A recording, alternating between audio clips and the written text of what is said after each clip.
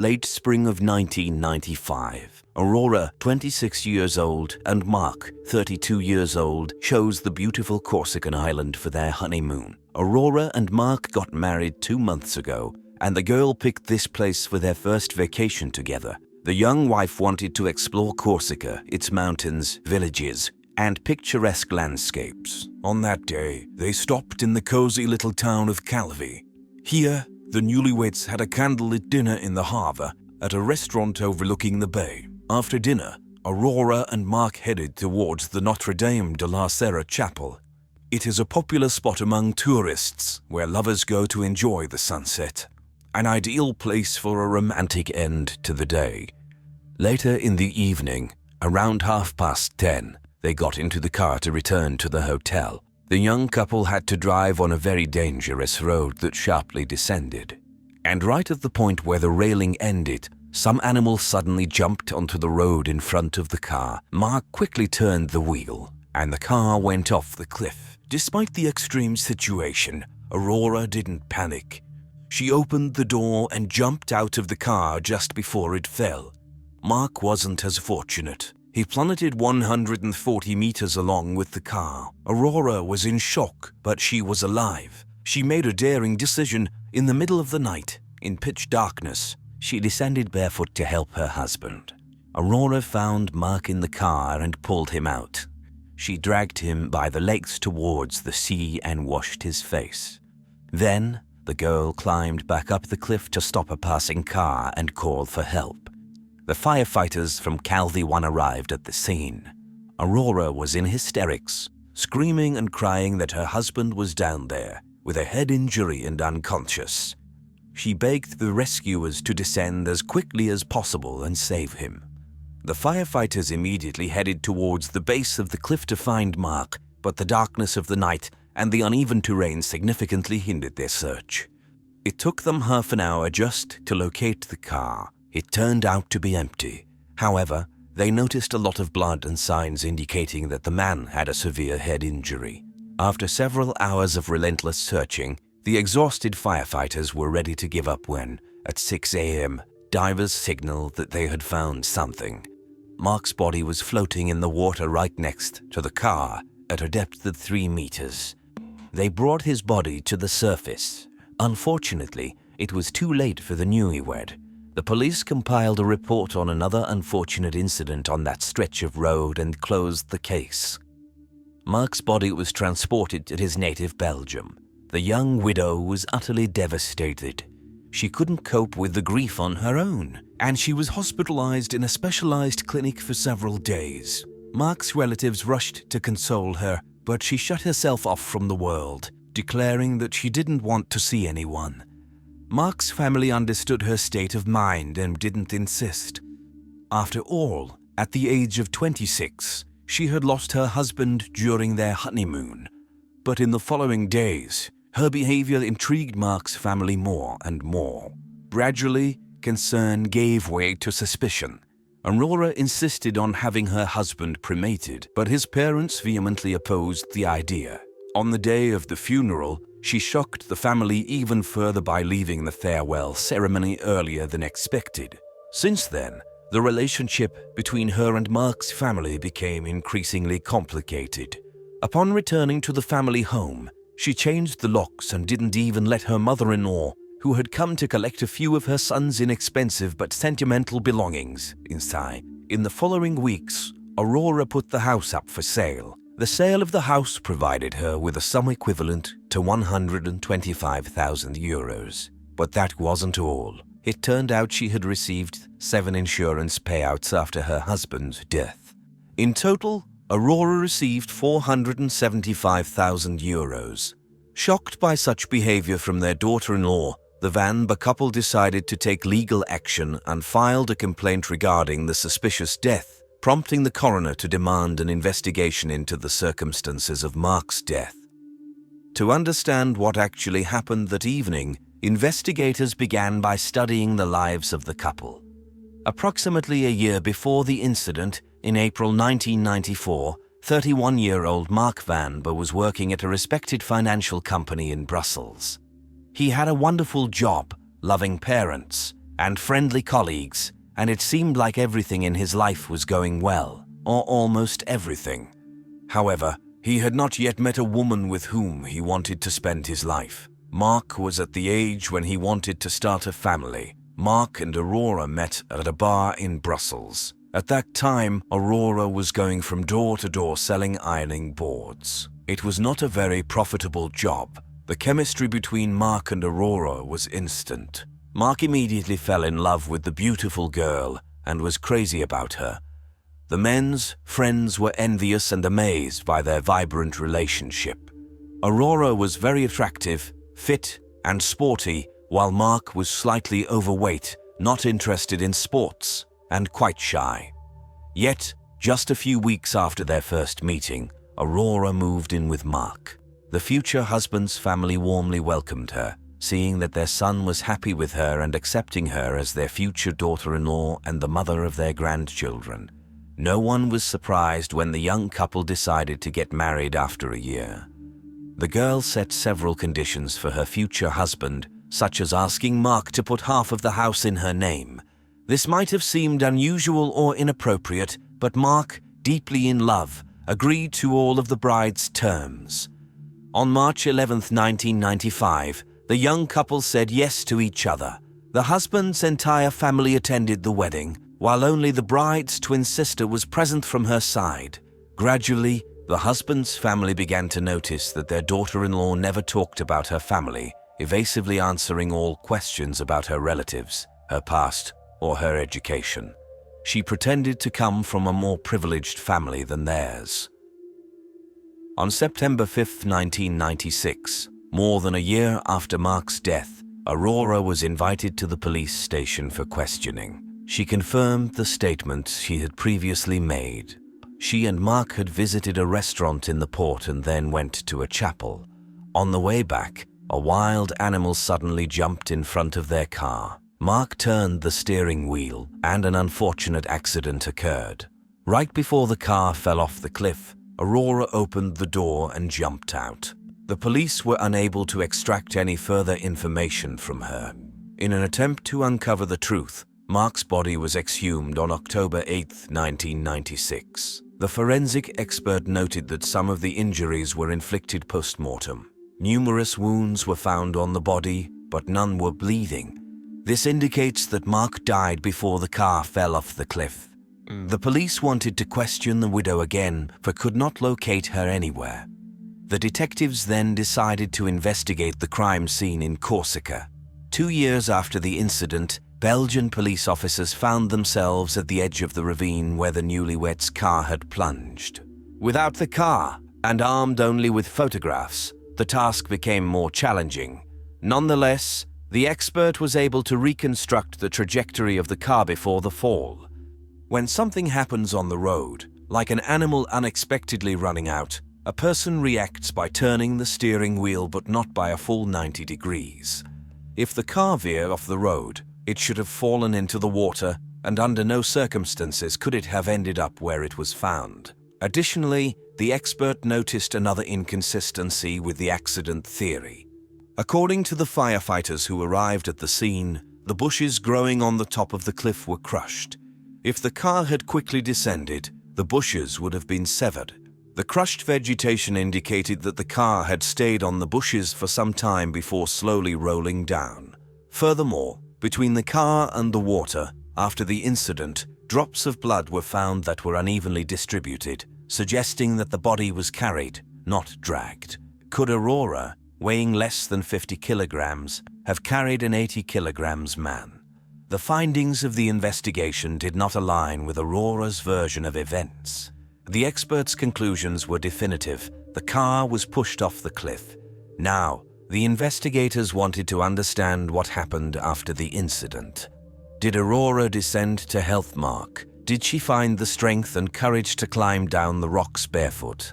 As difficult as it may be to believe, it was possible. Aurora Martin was a champion rock climber, a trained athlete, so the police couldn't easily refute the possibility that she actually descended to help her husband. It was a dead end for them. Still having no news about the young woman, the investigators decided to delve deeper into her past.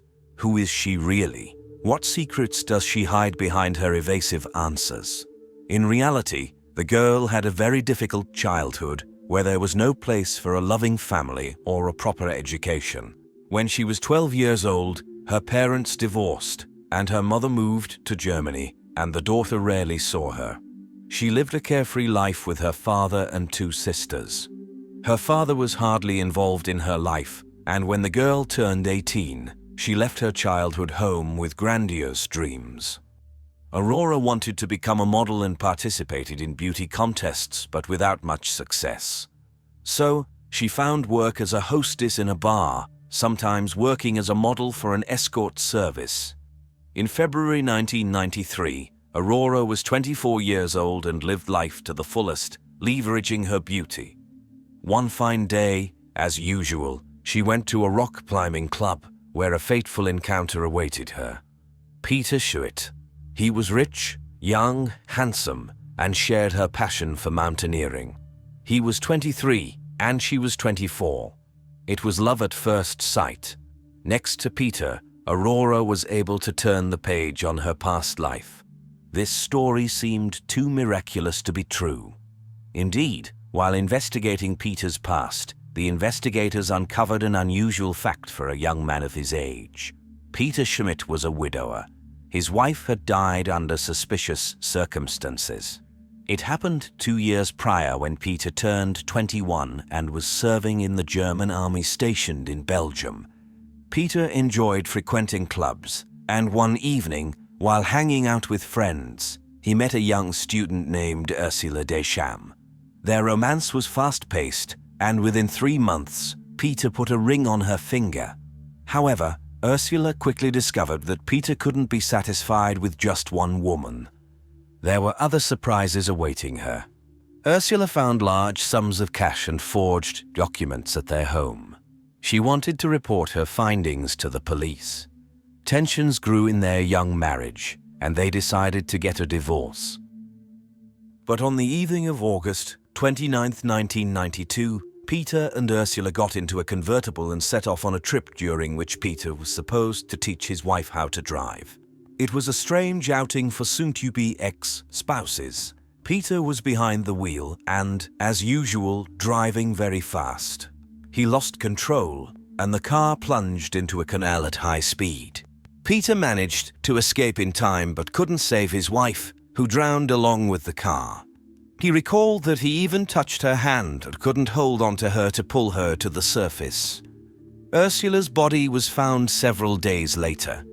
The autopsy revealed nothing that would cast doubt on the fact that the girl drowned. The police reconstructed the crime scene, and Peter convincingly demonstrated how he had escaped from the car through the rear window. Ursula's family, however, never believed it was an unfortunate accident. Firstly, it was a convertible, and Peter had never lowered the top before. Secondly, Ursula was an excellent swimmer. According to an expert who later analyzed the case, Ursula had time to escape from the car as drowning doesn't occur instantly but takes around 3 minutes as the water fills the vehicle. However, the Belgian police treated it as an unfortunate accident caused by the negligence of the driver. The young widower was sentenced to 3 months in prison, and the case was closed. 2 cases, 2 crime scenes, and 2 scenarios between which investigators couldn't help but notice coincidences.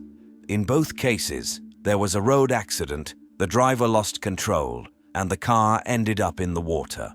One of the spouses managed to escape from the car in time, while the body of the other was not found in the car. Now detectives urgently needed to find Aurora and Peter, as they became the main suspects in the case of Marc Van Beers' death. Detectives also suspected Peter of Ursula's murder, but since Peter had served 3 months in connection with that case, it was possible to forget about prosecuting him again for the same crime. Meanwhile, the police learned why Ursula probably died and why Peter became so wealthy. After his wife's death, he received an insurance payout equivalent to 115,000 euros. This allowed him to leave the army and seduce the beautiful Aurora. Their romance lasted for a year. But in early 1994, for unknown reasons, The young couple separated. It was during this time that the girl registered with a marriage agency. She described the ideal man as wealthy, with his own apartment, not overweight, and pleasant. April 1994 marked the beginning of her relationship with Marc Van Beers.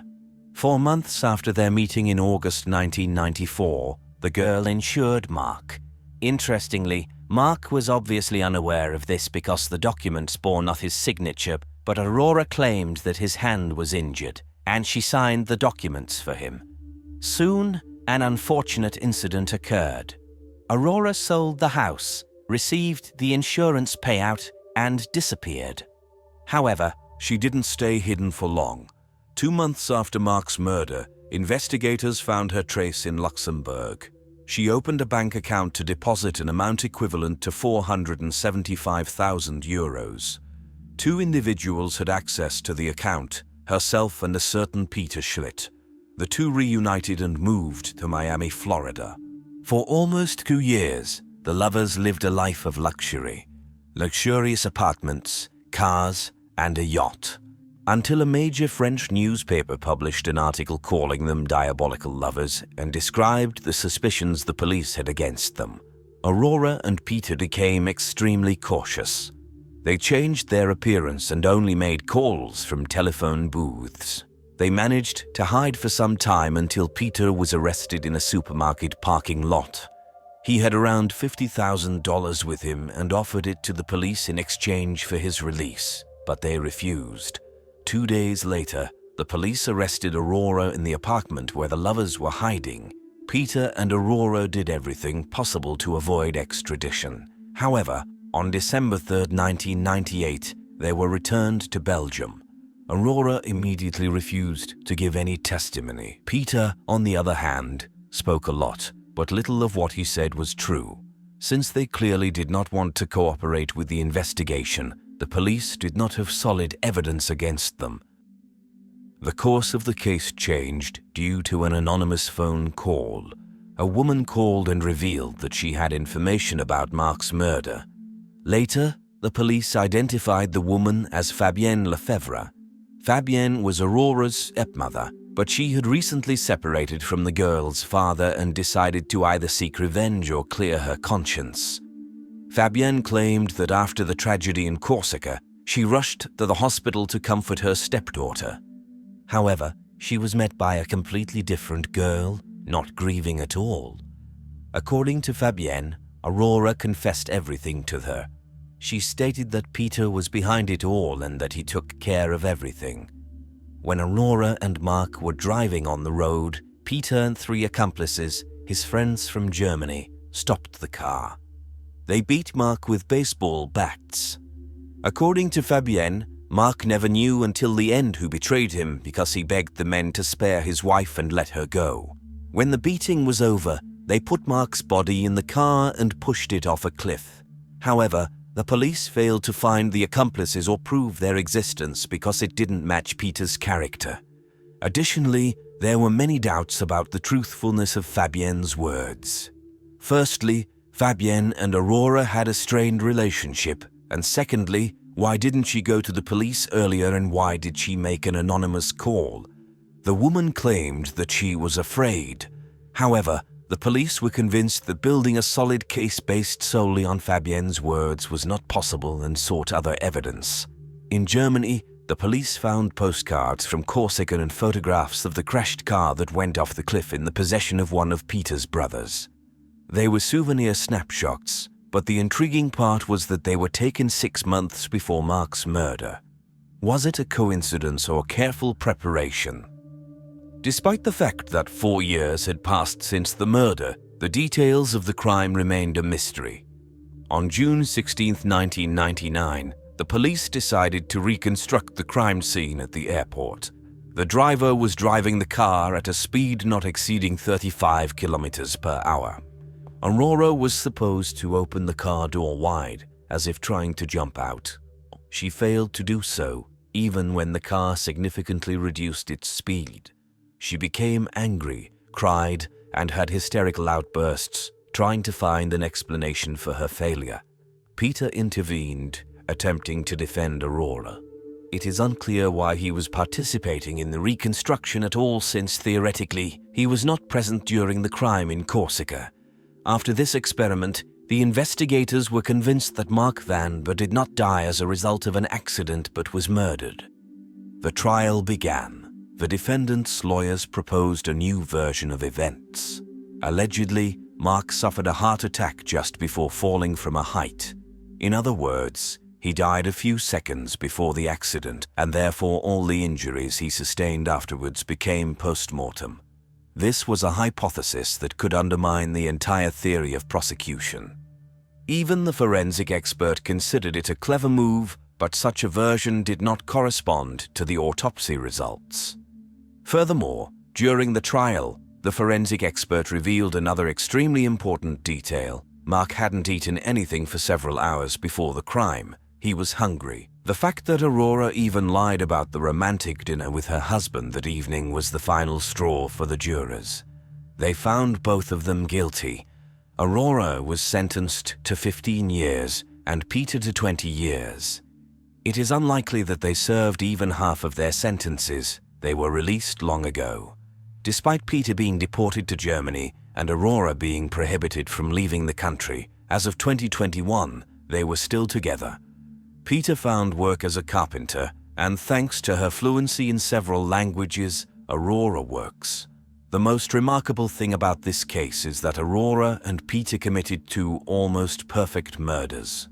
And the second crime would undoubtedly have gone unnoticed if Aurora had been a little more patient and hadn't slammed the door in front of her husband's family.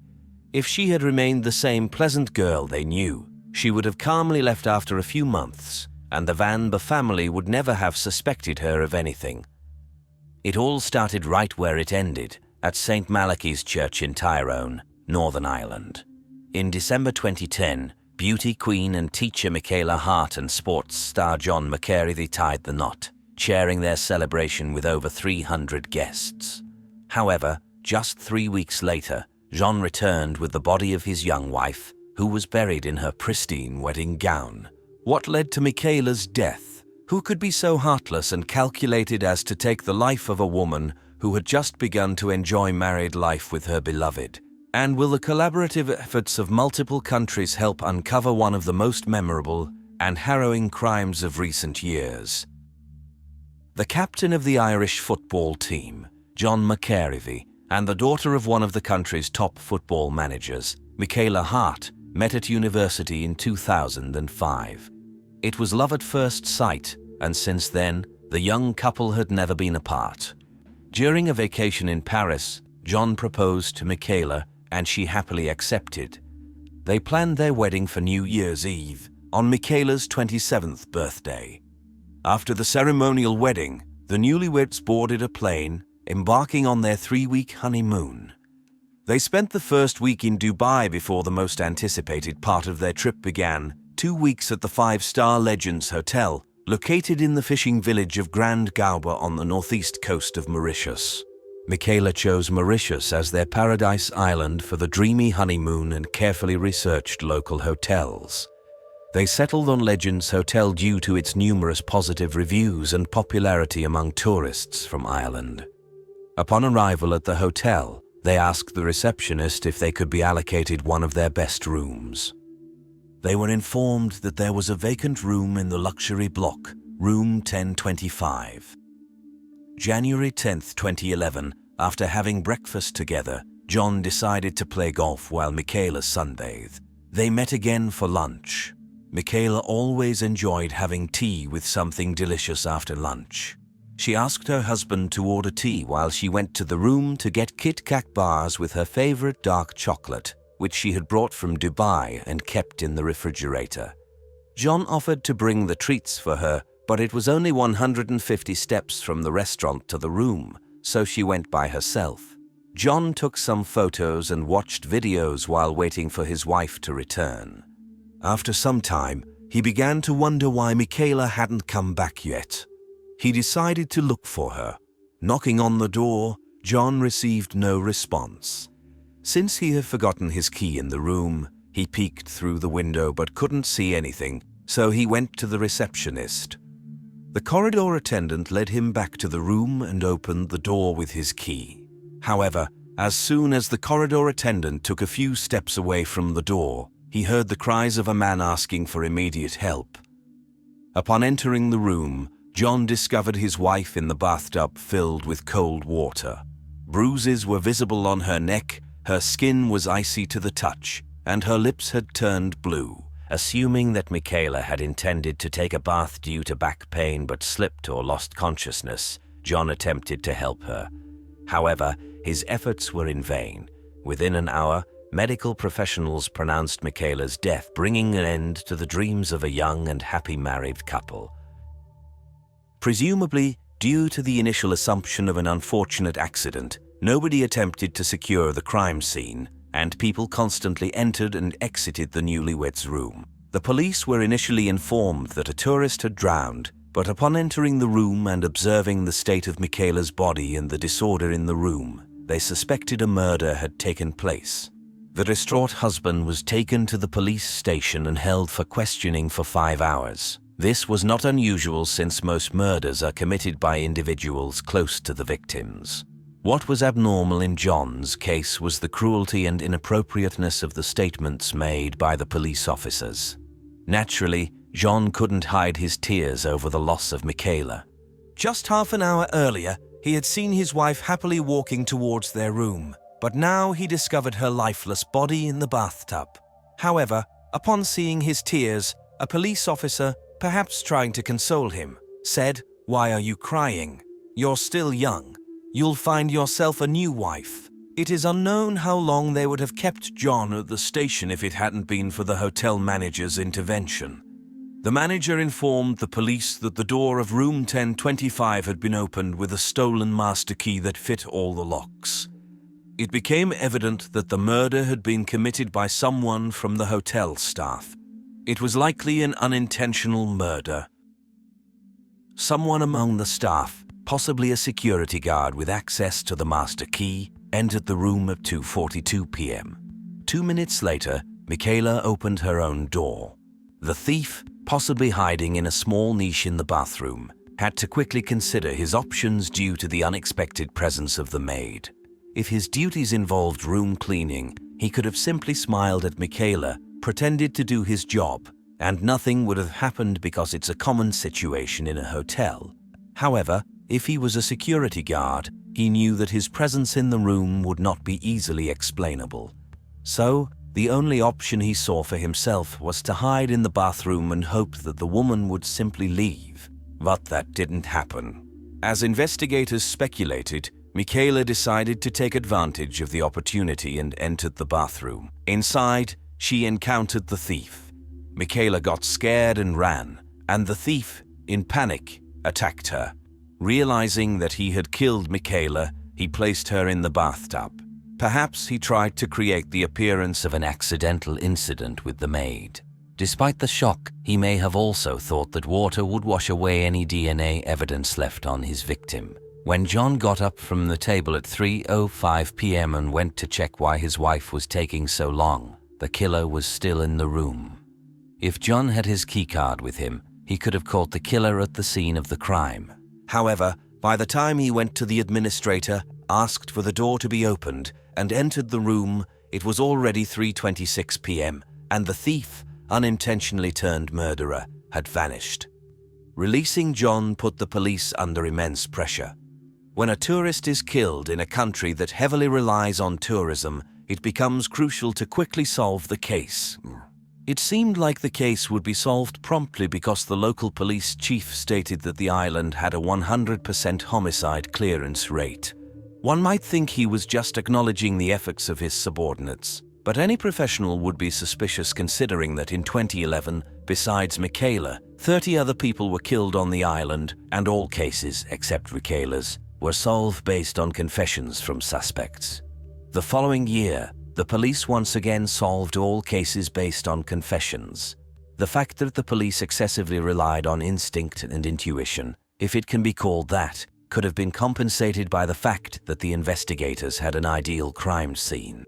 The hotel room was clean every day. Each entry into the room was recorded by the security system. Surveillance cameras were placed everywhere, and the hotel itself was practically an impregnable fortress, with vigilant security guards everywhere. As it will become clear shortly, that was not the case at all. Within 2 days of the murder, the police arrested several hotel employees, and 2 of them, Avinash Tribhuwan and Sandeep Mania, were charged with the murder while the others reluctantly became key prosecution witnesses. A week later, a hotel security guard named Dasan Narayanan was also arrested. Dasan was on duty on the day of the murder. His exact location at the time of the crime could not be confirmed, but his fingerprints were found on a fake key that the thieves used to replace the stolen universal key in the security room. Dasan couldn't provide a satisfactory explanation for how his DNA ended up on the safe door in the room. He admitted to touching Michaela's cheek when he rushed to help John, offering an explanation in advance for how his DNA could be present if it was found. However, despite Dasan's conflicting statements, the police decided to charge him only with being an accomplice to the thefts, focusing their main efforts on Avinash and Sandeep. On May 22, 2012, the trial began. The prosecution built its case primarily on the confession obtained by the police, following their customary practice. Prosecutors argued that when Michaela returned to the room on that day, she caught Avinash and Sandeep stealing money from the safe or her purse. Since hotel employees are often the main breadwinners for their families, not just immediate relatives, the thieves preferred to silence Michaela to avoid losing their jobs. During the trial, their colleague Raj Thikoi also testified. He was initially arrested but became the key prosecution witness and received immunity. Raj stated that he was near the room and heard the agonized cries of a woman but didn't knock on the door. Instead, he hid and saw the agitated and sweaty Avinash and Sandeep leave the newlyweds' room. Later, he asked what had happened, and they replied, "Nothing happened, just keep quiet. If you say anything, we'll involve you in this matter." In addition to witness testimonies, the prosecutors largely relied on the confession obtained from one of the suspects, Avinash Tribhuwan, following the customary police practices. Despite the fact that Sandeep and Avinash were the accused, it created an impression that the police themselves were being judged alongside them as they conducted a careless investigation. The defense attorneys drew attention to all the evident gaps, inaccuracies, and blatant errors made by the investigators. Firstly, after the discovery of Michaela's body, the hotel was not sealed off, and not a single guest or staff member was interviewed. Some tests were not conducted, while others were only performed after the hotel room was returned to the hotel's control, compromising the evidence.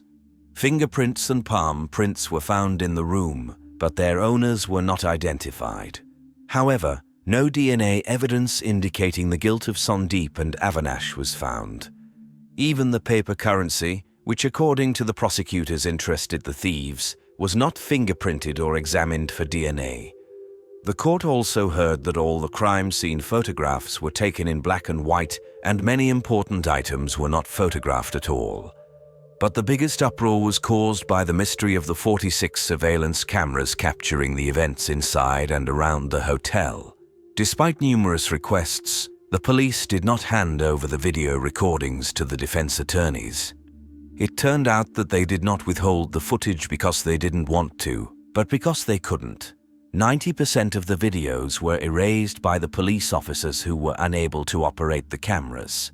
When asked to demonstrate how the equipment works, instead of honestly answering yes, they simply pressed the button. It happened to be the record button, and when they thought they were playing back the recordings, they were actually erasing them.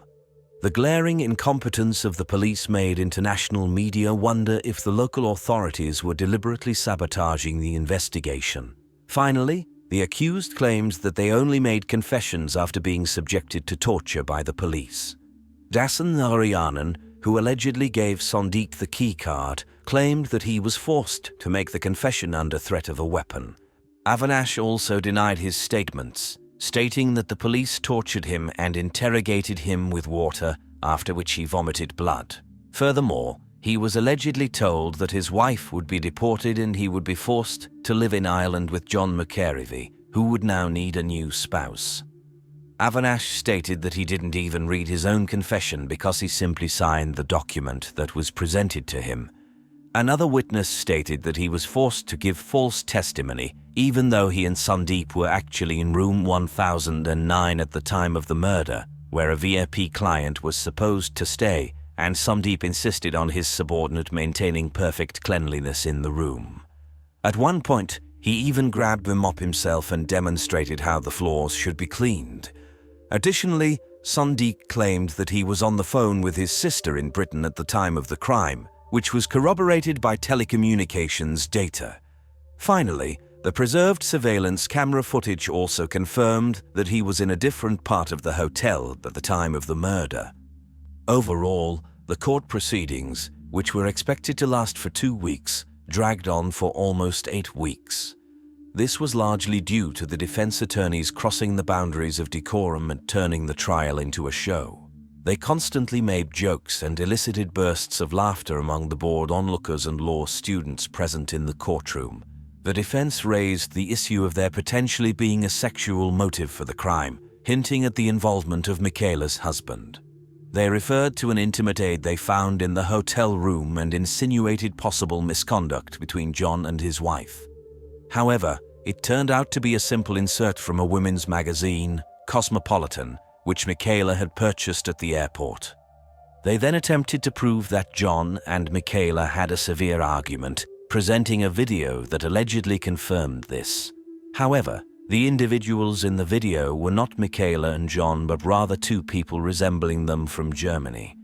As a result, John had to contact this man on Facebook and request him to provide a statement at a police station in Germany, confirming that he was the one in the video. Overall, Michaela's family was incredibly distressed by the sensationalism surrounding the case of her murder. In particular, a local newspaper conducted a survey titled "Who Killed Michaela?" and John ended up ranking high on the list of the readers' votes. Additionally, the Mauritian newspaper published by the police the photos of Michaela's naked and bruised body, causing indescribable anguish to her family. Nevertheless, these 8 weeks came to an end, and it was time for the jury members to make their decision. The judge summarized the case, clearly pointing out the guilt of the suspects, leading Michaela's family to believe that it would give the accused the right to demand a review of the case after a guilty verdict. They had no doubt that the verdict would be exactly as they anticipated.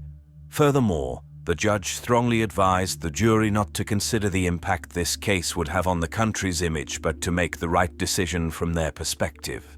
And after 2 months of trial, deliberating for only 2 hours, the jury declared Avinash and Sandeep innocent.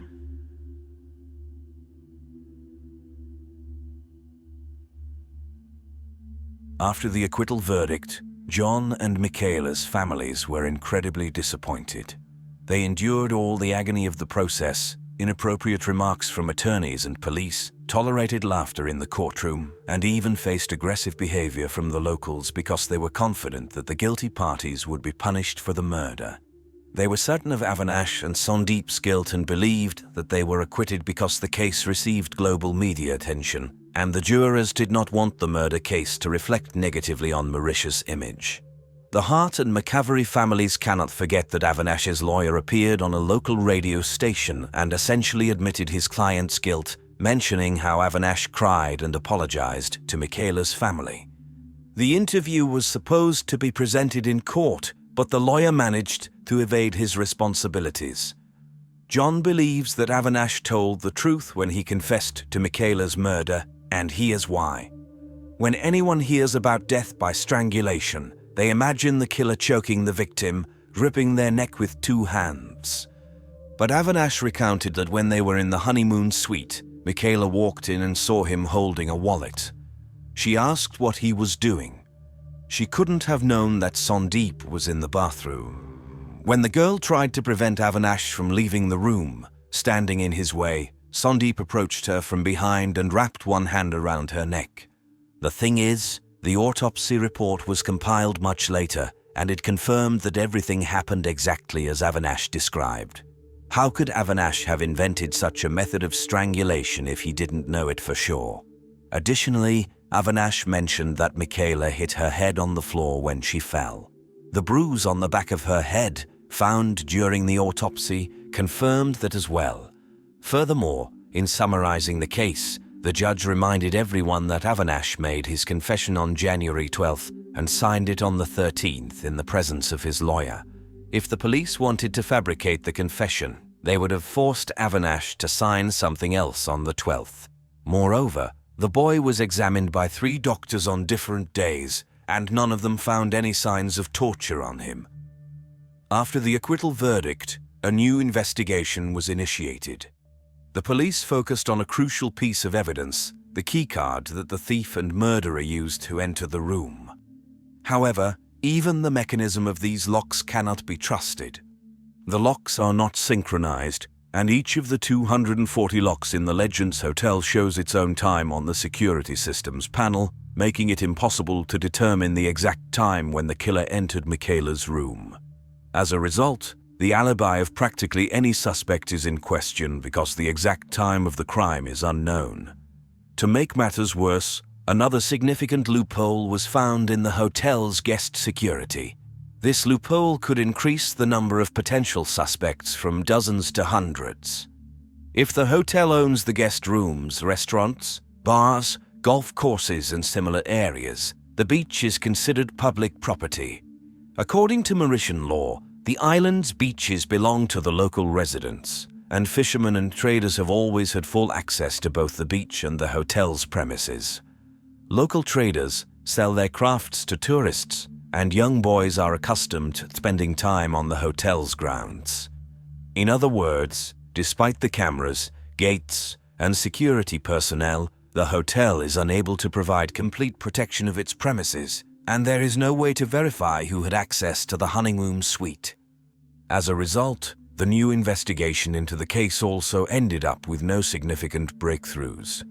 Under international pressure, the Mauritian police revisited Michaela's murder multiple times and even enlisted the services of a French laboratory for retesting DNA samples.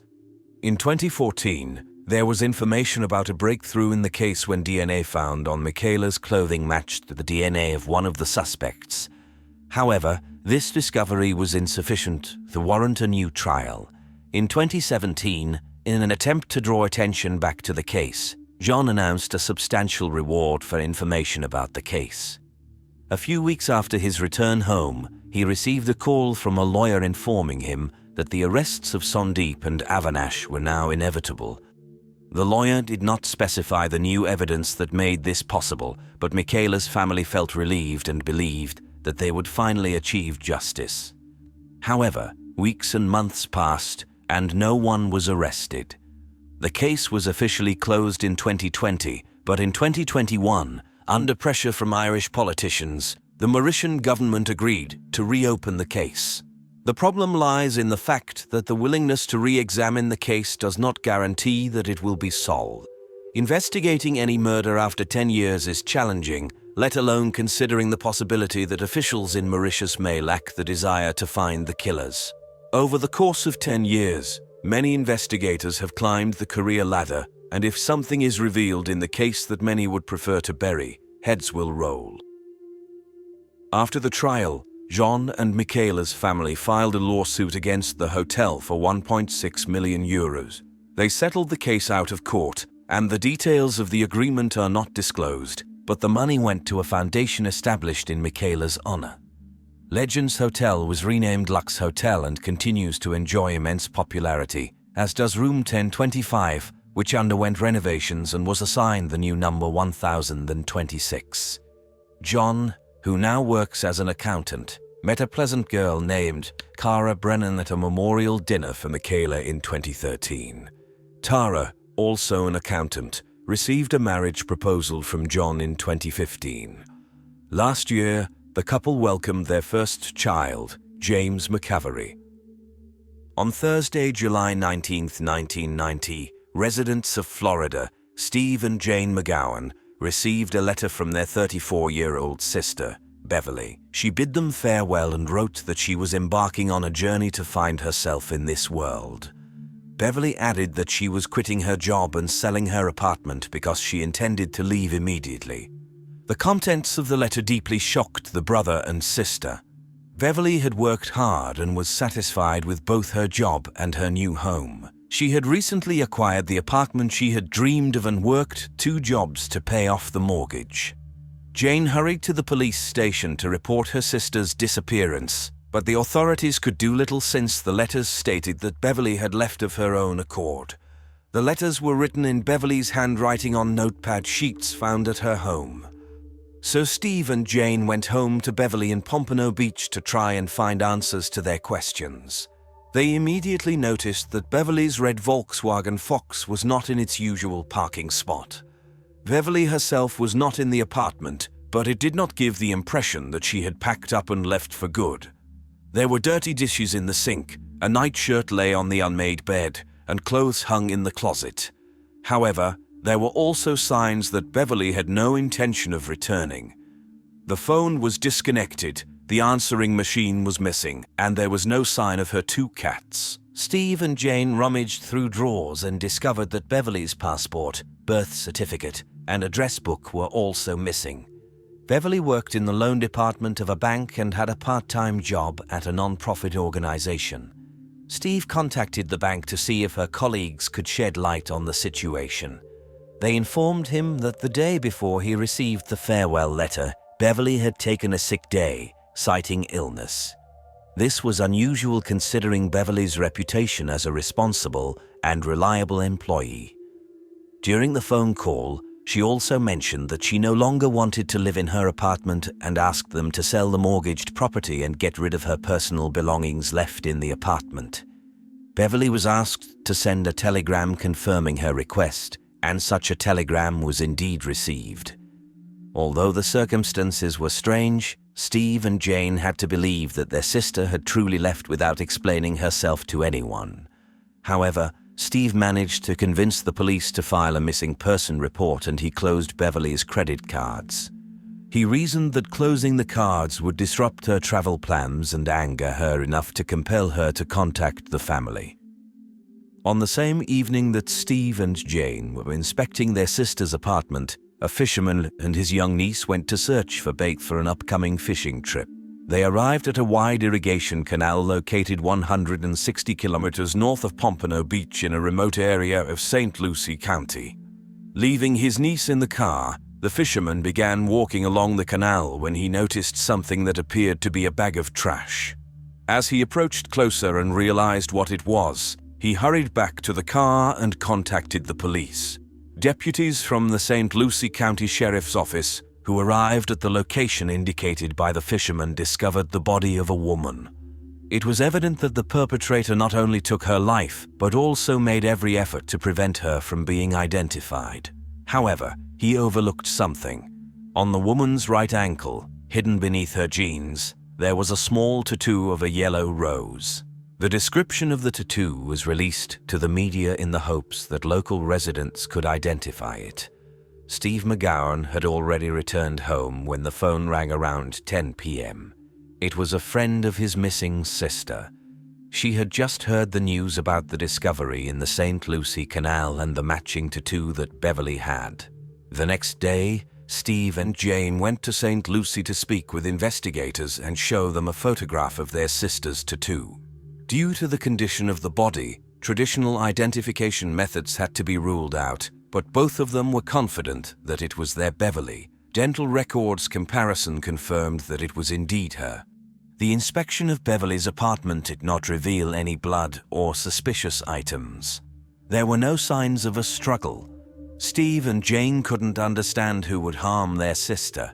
She loved her family, especially her nephews, and they loved her.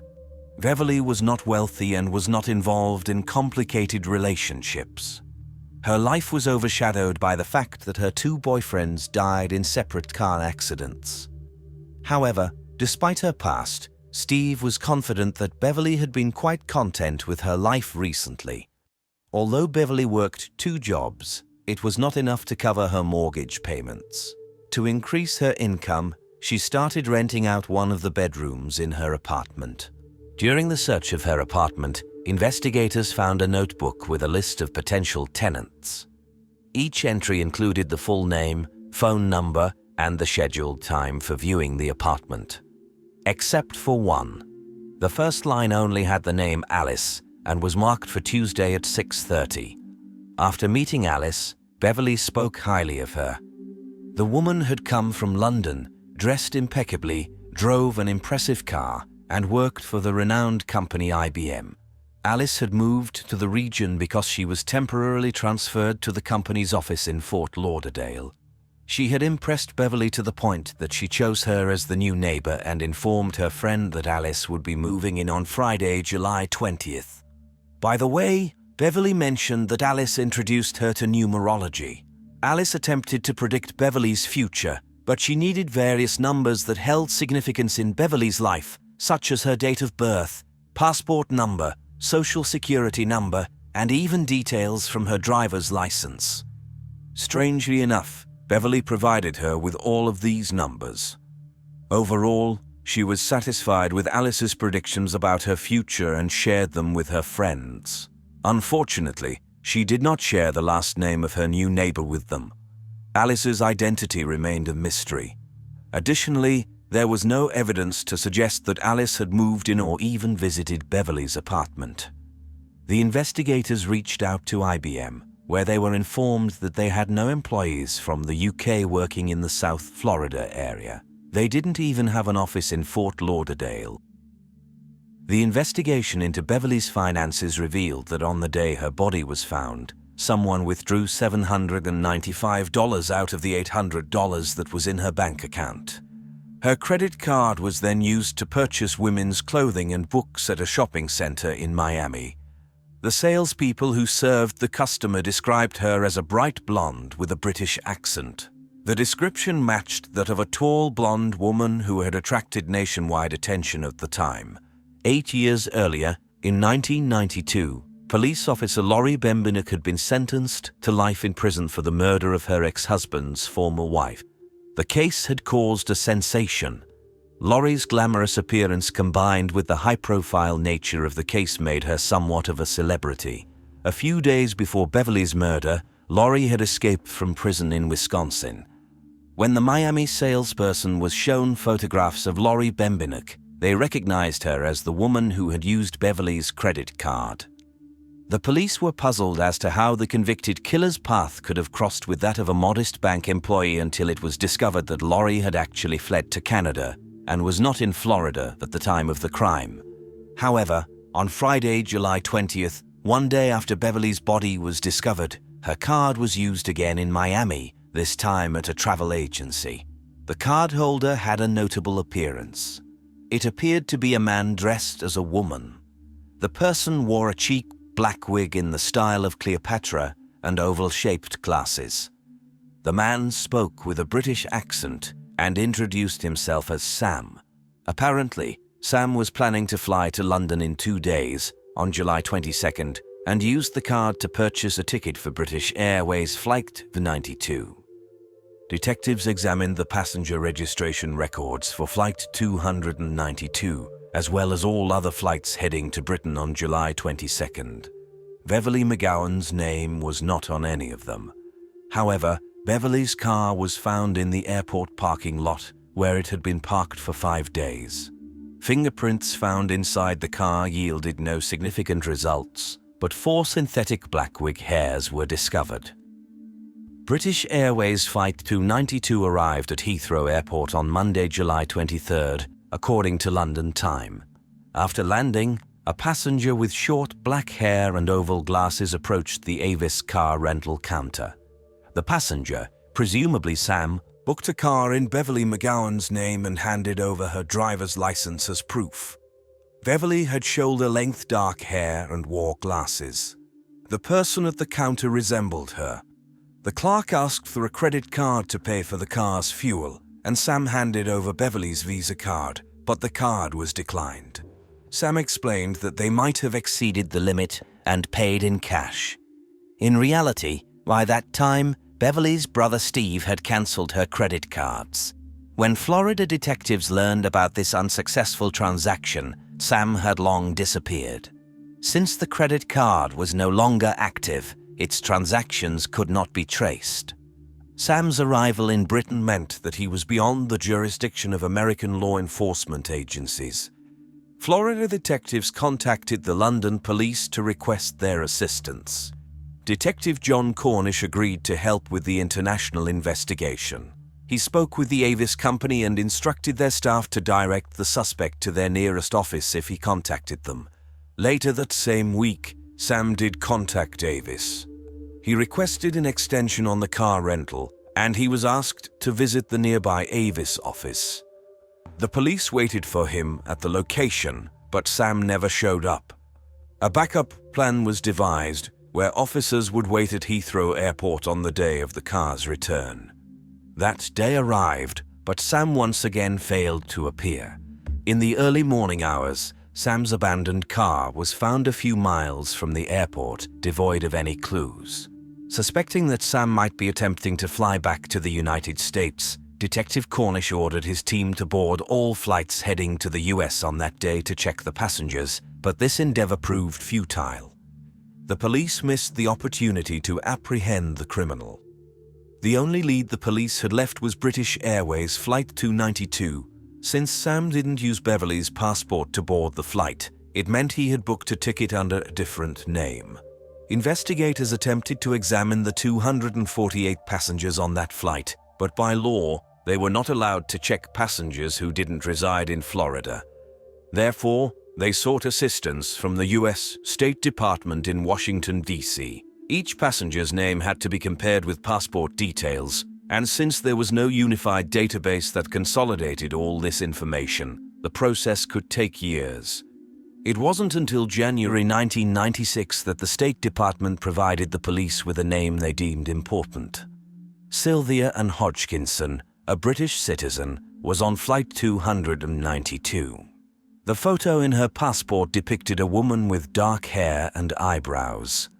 After her husband's death, she was forced to move into a women's shelter if she had nowhere else to go. Less than a year after her husband's death, a passport was issued in her name. Investigators suspected that someone else had impersonated Sylvia to obtain documents in her name. Since they couldn't locate Sylvia in any way, there was concern that she had suffered a fate similar to Beverly's. The State Department also discovered an intriguing connection between Sylvia and two other women, Charlotte Ray Cowan and Elaine Parent. All three identities turned out to be inadvertently linked after an incident that occurred a year after Beverly's murder. On May 22, 1991, North Miami police approached a woman in a rented car. The car had been rented 6 months earlier in Los Angeles and was overdue for return. Stolen license plates were attached to the car to conceal its origin. Inside the car sat a tall, red-haired woman who identified herself as Charlotte Ray Cowan and presented her documents to the officers. It was clear that Charlotte had been staying in the car with 2 dogs. Several wigs, the woman's personal diary, and a number of documents with Charlotte's photograph but different names, Sylvia Hodgkinson and Elaine Parent, were found in the car.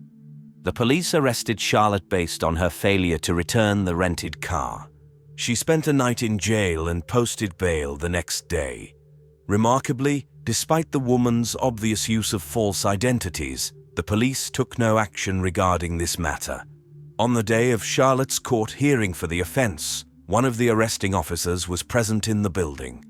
When it was time for Charlotte to appear before the court, a redhead woman stood up.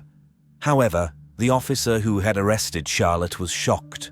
The woman summoned to court by the subpoena was not the same woman he had taken into custody. Charlotte herself couldn't understand why she had suddenly received a court summons. She asked the officer if the woman he had arrested was tall and a redhead. When he answered yes, she confidently stated that she knew exactly who it was. Nearly 10 years earlier, in the mid-80s, Charlotte was relaxing at a bar in Orlando when an elegantly dressed woman with a British accent approached her. She had short red hair, like Charlotte, and amazing blue eyes. The woman introduced herself as Anne Trumont and offered to buy Charlotte a drink. Charlotte accepted the offer, and they engaged in casual conversation. During their chat, Anne casually brought up the topic of numerology. She mentioned that she would be happy to create a corresponding matrix for Charlotte and started by asking for her date of birth. One by one, Anne extracted Charlotte's social security number and driver's license details. She jotted everything down on a napkin and gave Charlotte a positive prediction about her future. Anne and Charlotte became instant friends and started communicating.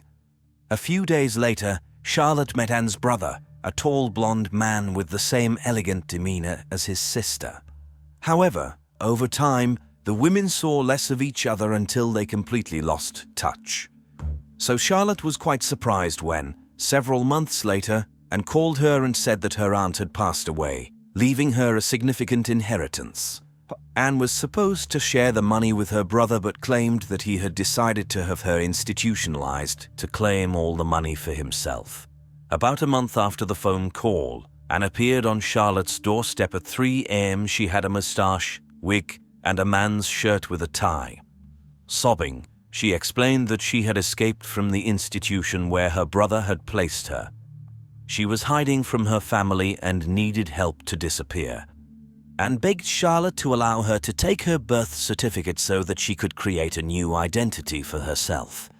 Initially, Charlotte refused, but she reluctantly agreed when she saw how distraught Anne was. Her friend promised to return the birth certificate soon. Weeks passed, and Charlotte heard nothing from Anne. She began to worry. Then, finally, she received a letter with the birth certificate and a note from Anne, apologizing for the delay. Charlotte didn't hear anything more about her friend until the moment she received a court summons in 1991. Hearing this fascinating story, the investigators became intrigued by the identity of the elusive and enigmatic fraudster, Elaine Parent. Like others, Parent was a real person, but little was known about her life. She was born in the Bronx, New York, on August 4, 1942. She was the only child of loving and fairly affluent parents. By the time she reached adulthood, she had transformed into a tall, slender beauty with dark hair and piercing blue eyes. At the age of 30, she moved to Florida and worked for a while at a real estate agency until her arrest in 1976 in Fort Lauderdale for shoplifting. Her fingerprints were taken and stored in the database. Then, in 1985, she stole jewelry worth $40,000 from an elderly acquaintance. This was around the same time Parent met Charlotte. Parent's fingerprints were compared to those of the woman arrested in 1991 for failing to return a rented car. They matched. The woman masquerading as Charlotte Coven was Elaine Parent. Naturally, the conclusion was drawn that the new neighbor, Beverly McGowan Ellis, the elusive suspect Sam, and Elaine Parent were one and the same person. However, they still needed to directly link Elaine to Beverly's murder. The detectives reviewed the evidence in the case and examined a notebook containing letters Beverly had written to her brother and sister using an electrostatic detection device, ESDA. This specialized equipment is used to detect indentations or impressions on paper left by previously written letters. The analysis of the notebook revealed that it had been used for a series of other letters written not in Beverly's handwriting. It seemed the author was a woman who held a strong grudge against Beverly. The messages were rather aggressive and contained threats. The letters were compared to handwriting samples from Elaine Parent, and they matched. The letters written by Parent were addressed to a woman in London who held a high-ranking position as the CEO of a major company. For her safety in the case materials, she was referred to as Witness X. She shed light on many gaps in the life of the elusive fraudster. The woman revealed that she had met Elaine during a trip to Miami in the 1980s, and they quickly became friends. In 1985, when the police were searching for Elaine for the jewelry theft, she apparently fled to London and asked Witness X if she could stay with her.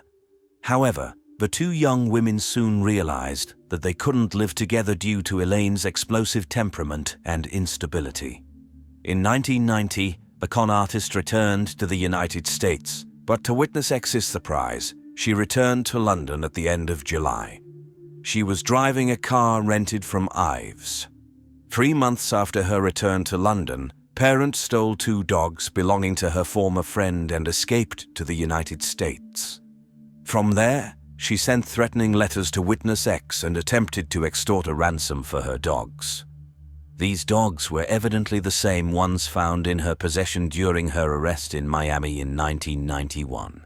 By the end of 1996, Parent faced charges of passport forgery from the State Department, but they had no idea where she could be hiding. In 1998, the television show America's Most Wanted aired an episode about Elaine Parent. When the show began, Patricia Nevins from St. Petersburg, Florida, was at home watching television. As soon as she saw Elaine's photo, she immediately recognized her. Patricia Nevins was a church worker and knew Elaine as a blonde named Sandra Little. Patricia met Sandra Little in 1992 when she was living in a homeless shelter in St. Petersburg. Patricia allowed Sandra to stay in her vacant bedroom, and she remained with her for almost 1.5 years. During this period, Sandra filed a lawsuit against a restaurant where she slipped and injured herself. She won the case and received compensation, the amount of which is undisclosed.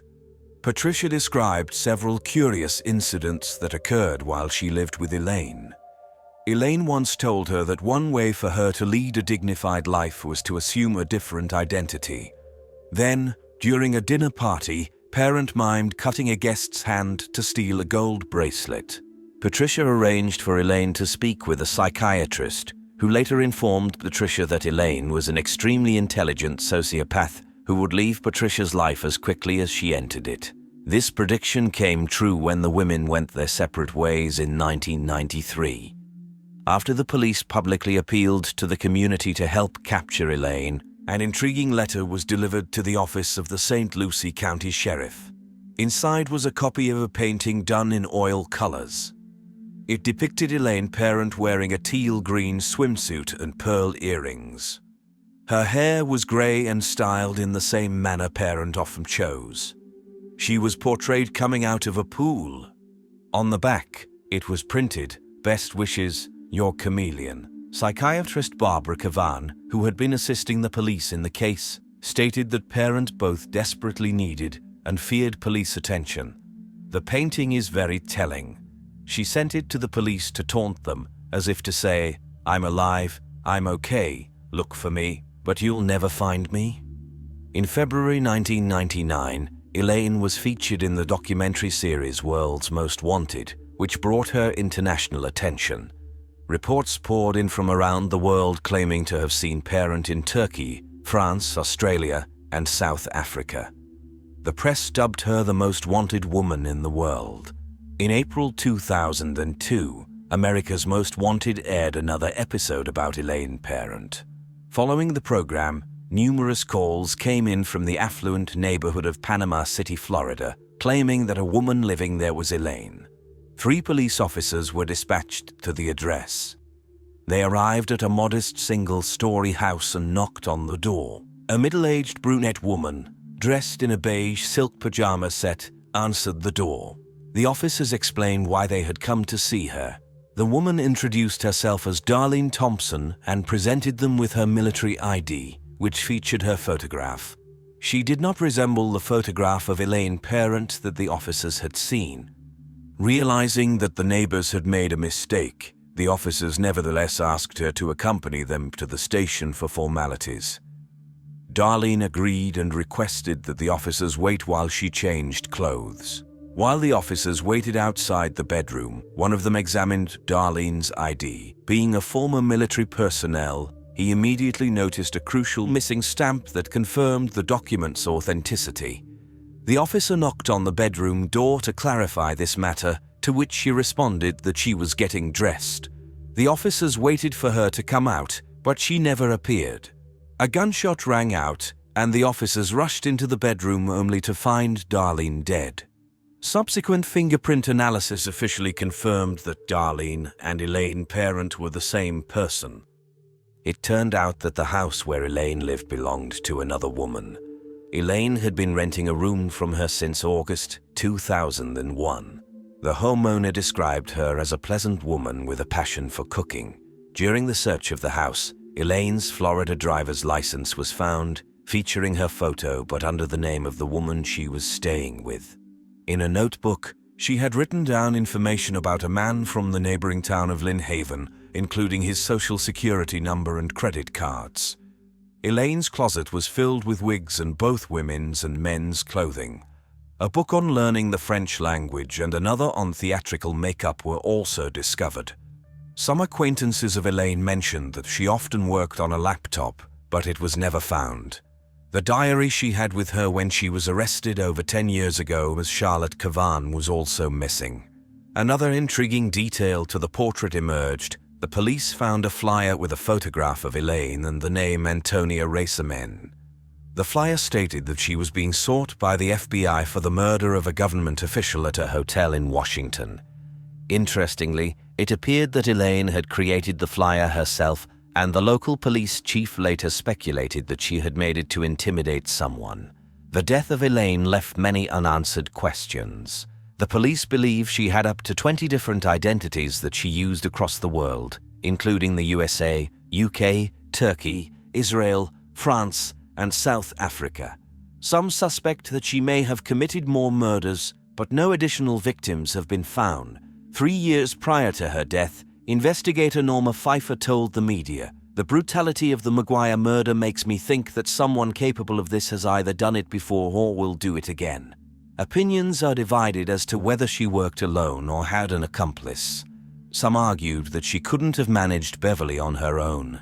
And let's not forget about the attractive blonde man she presented as her brother.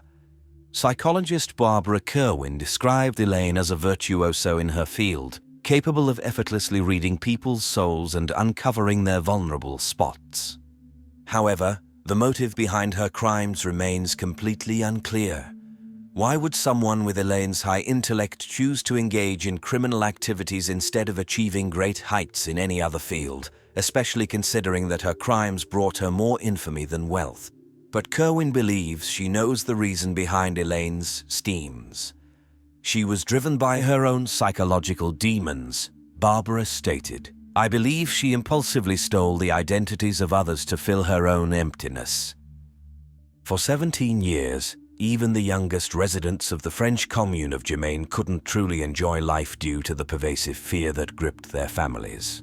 Local resident Manon lives near the former home of the grieving family, and her parents told her about what happened when she was still a child. "We walk the same streets, so, of course, we are afraid that someone might attack or abduct us," the girl says. "My father always accompanied me, and now we finally know what he did, and he confessed to everything. That is somewhat comforting. For 17 whole years, it was impossible to see a child walking alone on the street." On January 9, 2003, 9-year-old Estelle Mouzin disappeared while returning home from school in her hometown of Germain, in the department of Seine-et-Marne near Paris. The girl lived with her mother Suzanne Mouzin, who was in the process of divorcing her husband and Estelle's father, Eric Mouzin. The father lived in the commune of Le Vessinet with her older brother Arthur, approximately 60 kilometers away from her mother's home. When Suzanne returned home from work at 7:30 p.m. and realized that her daughter was not there, she reported the child's disappearance to the police. In July 2003, the police began to suspect that serial killer Michelle Fourniret might be involved in Estelle's disappearance because he had confessed to killing 7 people, including 3 young girls. Michelle Fourniret and Monique Olivier appeared to be ordinary French retirees, he with his glasses and well-groomed hands in a professorial pose, and she, with her sunken cheeks, resembled a typical grandmother looking after her grandchildren. Behind this facade, however, lay one of France's most dangerous sexual predators, who committed his murders with the active involvement of his wife and faithful accomplice.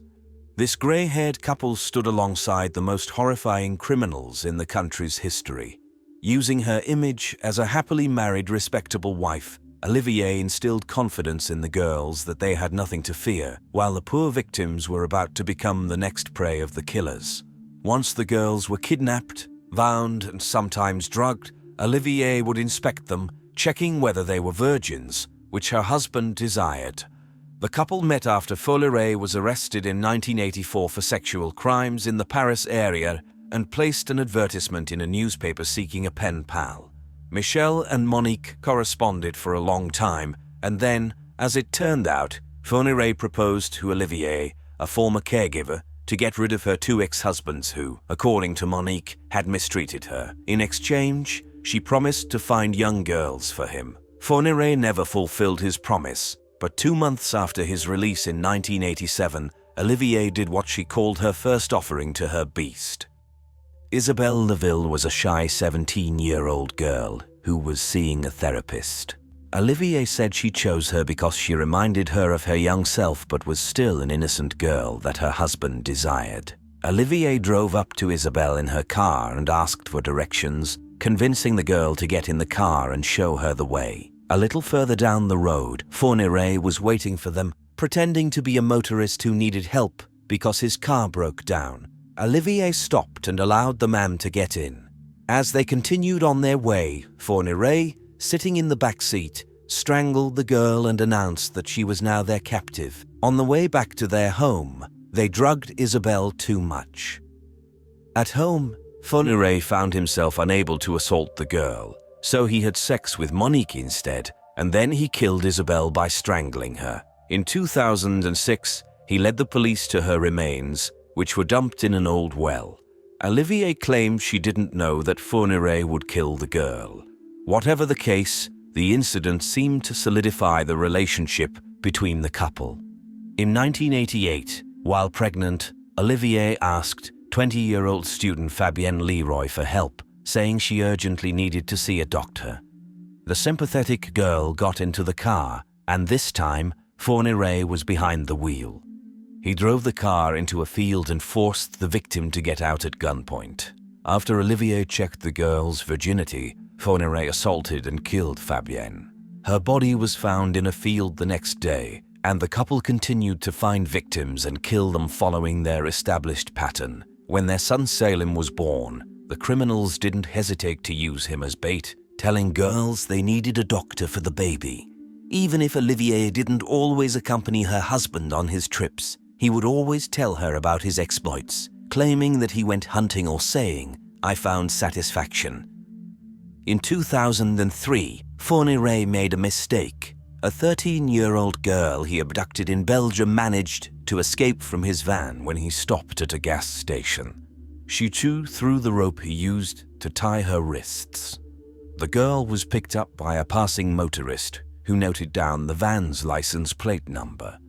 Fourniret was arrested, and in his car they found several hairs, one of which belonged to Manania Thumpong, a 13-year-old girl whose remains were found in a forest in 2001. Fourniret was not eager to cooperate with the investigation, but the police from at least 5 countries, France, Belgium, the Netherlands, Germany, and Denmark, began reviewing cases of violence, abductions, and murders that remained unsolved and resembled Fourniret's crimes. In Denmark, the police noticed that the composite sketch of a suspect in a violent crime closely resembled Fourniret, while in the Netherlands, Fourniret started to be suspected in the disappearance of 2 girls. In 2004, the criminal finally confessed to kidnapping and killing victims during the 1980s and 1990s, admitting to abducting 9 girls and young women during that time. He is also suspected of 10 more murders, 9 in France and 1 in Belgium. In 2006, rumors circulated that Fourniret might be the true culprit in the case of Christian Ranucci. Christian, a 20-year-old man, was beheaded by the guillotine in France on July 28, 1976, after being suspected of killing 8-year-old Marie Dolores Rambler. This case had always been highly controversial. On June 3, 1974, Marie Dolores and her brother Jean met a young man driving a car, wearing a red sweater, who claimed he was looking for his lost dog. The man had asked the children to help him, and Jean ran to search for the dog, while Marie Dolores got into the man's car and was abducted. An hour after the girl's disappearance, Christian's car, a grey Peugeot 304, was involved in an accident and left the scene. Witnesses described the driver's appearance to the police, who immediately concluded a connection between the abduction and the fleeing motorist. After a search, Marie Dolores' body was found in the bushes, where she had been strangled to death. Ranucci was arrested due to the car accident and the fact that he was allegedly carrying a heavy package. Police found trousers with dried bloodstains in his car, and the blood group on the trousers matched the girl's blood group. At first, Ranucci confessed to the murder and told the police where he had hidden the knife in the bushes. What was strange about this confession was that he only confessed to facts that the police had already established in the first 48 hours of the investigation. A day later, Ranucci denied his involvement in the crime. Allegedly, Ranucci's case was adjusted and physical evidence was hidden to match his confession. The bloodstains on the trousers turned out to be much older and were merely the result of the man falling off a motorcycle. Moreover, Ranucci had the same blood group as the girl. An elderly couple who witnessed the incident claimed to have seen the girl on the backseat of Ranucci's car and heard her screaming. However, the credibility of this statement is questionable since the couple did not leave their own car, and the door of Ranucci's car was broken from the side opposite to where the pensioners claimed he had taken the girl out. Later, 5 more people claimed to have witnessed the abduction, and all of them described a man who looked nothing like Ranucci. 2 interesting points are worth noting. Firstly, Fourniret also drove a grey Peugeot 304, which from behind resembled a Simca 1100, a car described by 2 witnesses as the one the driver used to lure children inside on the day of Marie Dolores' abduction. The driver was wearing a red sweater, which was later found by investigators. As it turned out, the sweater found at the crime scene did not belong to Ranucci, as several sizes too small for an athletic-looking young man like him. Secondly, the most surprising discovery was a photograph taken by a photographer from a Marseille newspaper in March 1976 in the courtroom during Ranucci's trial. Among the visitors, there sat a man with glasses who suspiciously resembled Fourniret. Although the fact that Fourniret attended the trial was refuted, it is hard to deny that he is a much more suitable suspect in this case. For example, he went on vacation to Marseille in June 1974. Driving a car of the same grey colour and brand. At that time, he was 32 years old and, compared to Ranucci, already had a history of sexual crimes. Fourniret also frequently used the lost dog trick to lure young girls into his car. Additionally, no signs of violence were found on the child's body. Unfortunately for Ranucci, the media frenzy around the girl's murder made him a suspect even before the case went to trial. Immediately after his arrest, the press labeled him as the killer, and he was sentenced to death, becoming one of the last people executed in France. Why did the police begin to suspect that Michelle Fourniret might be connected to the disappearance of Estelle Mouzin? 2 weeks before Estelle's disappearance, a 9-year-old girl was almost kidnapped by a man in a white van. The girl was able to describe the driver to the police, which led to the creation of a composite sketch of the suspect. When the police focused their efforts on Fourniret, who also drove a white van, they showed the girl a photo of him, hoping she would recognize him, but she didn't. Additionally, after his confession to the murders, Fourniret led the police to the burial site of one of his young victims. On the way there, he described the clothing the girl was wearing on the day of her abduction, which was similar to what Estelle was wearing on the day she disappeared, although the police believe this might be a mere coincidence. Sometime later, the police found photos of Estelle and recordings of television programs about the girl in Fourniret's house and on his computer.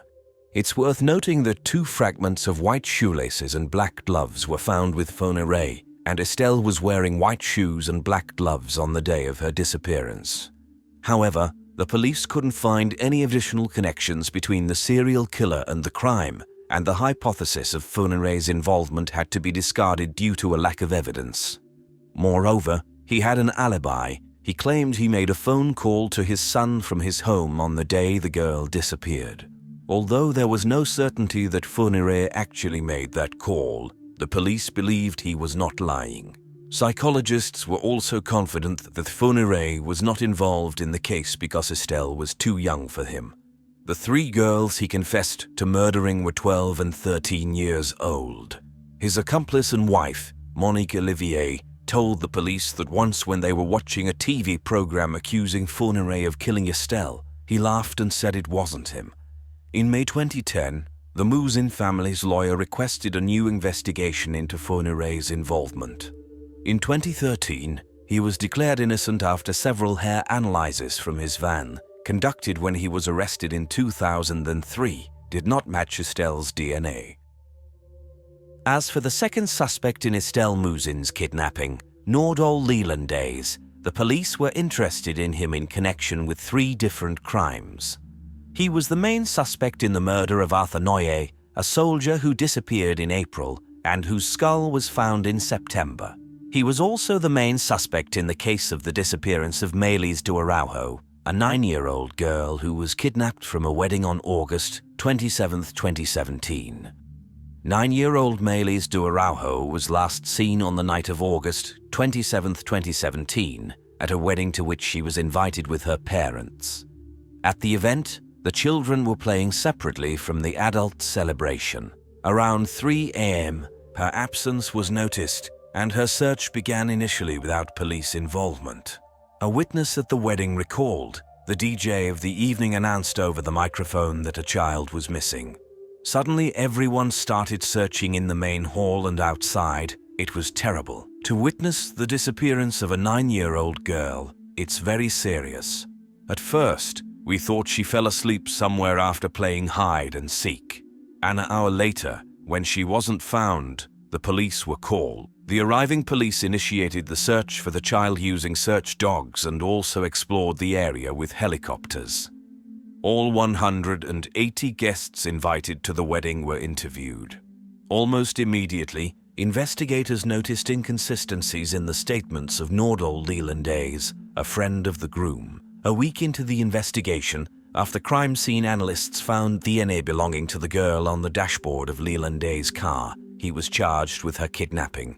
From that moment, Lelandais remained silent, refusing to assist the investigation, and claimed that even though the girl might have been in his car, it didn't prove his guilt. As the police conducted their investigation into the child's disappearance, they discovered other clues pointing to Lelandais' involvement. In particular, a surveillance camera captured a car belonging to the man leaving the wedding venue with a small figure on the passenger seat shortly before the girl's disappearance was reported. The blurry silhouette was wearing a white dress, similar to what Maëlys was wearing. The parents recognized elements of the dress, especially the child's ribbon, said their lawyer, Fabien Rajon. Additionally, Lelandais' phone was in airplane mode around the time of the girl's disappearance, and it turned back on 39 minutes later when he returned to the celebration alone. It was also established that the next day, Lelandais spent several hours cleaning his car with powerful cleaning products. He claimed he did it to prepare the car for sale. Lelandais' defense initially disputed the timeline provided by the prosecution.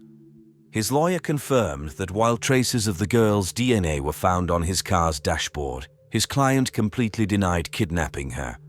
He stated that several DNA traces were found on the dashboard, and someone who had contact with the child could have transferred her DNA into the car. He also speculated that children could have gotten into the car without the driver's knowledge, noting that the windows were open during the celebration. After 6 months of investigation, Lelandais was forced to change his statements when Maëlys' blood was found in the trunk of his car. He confessed to killing the girl and apologized to her parents. Earlier, he had admitted that she was in his car on the night of her disappearance but claimed not to know anything about her subsequent fate. Now, he admitted that he unintentionally killed the child. The prosecutor from Grenoble, Jean-Yves Coquelet, stated that Lelandais led investigators to the location near his parents' home in Domessine, Savoie Department, where the body was found. The search for the remains of the young girl took an entire day and was complicated by snow and rough terrain. Some of the girl's remains were found by the investigators and search dogs. The prosecutor from Grenoble said that Maëlys' parents are no longer in the dark, adding that they know their daughter is dead, that she was killed, and that a few minutes ago they were told that the child's remains were found. This is a horrific conclusion to the case, the culmination of 6 months of investigation and search, he added. The girl's mother addressed Lelandais through a Facebook message. We had to wait 5.5 months for this monster to finally speak.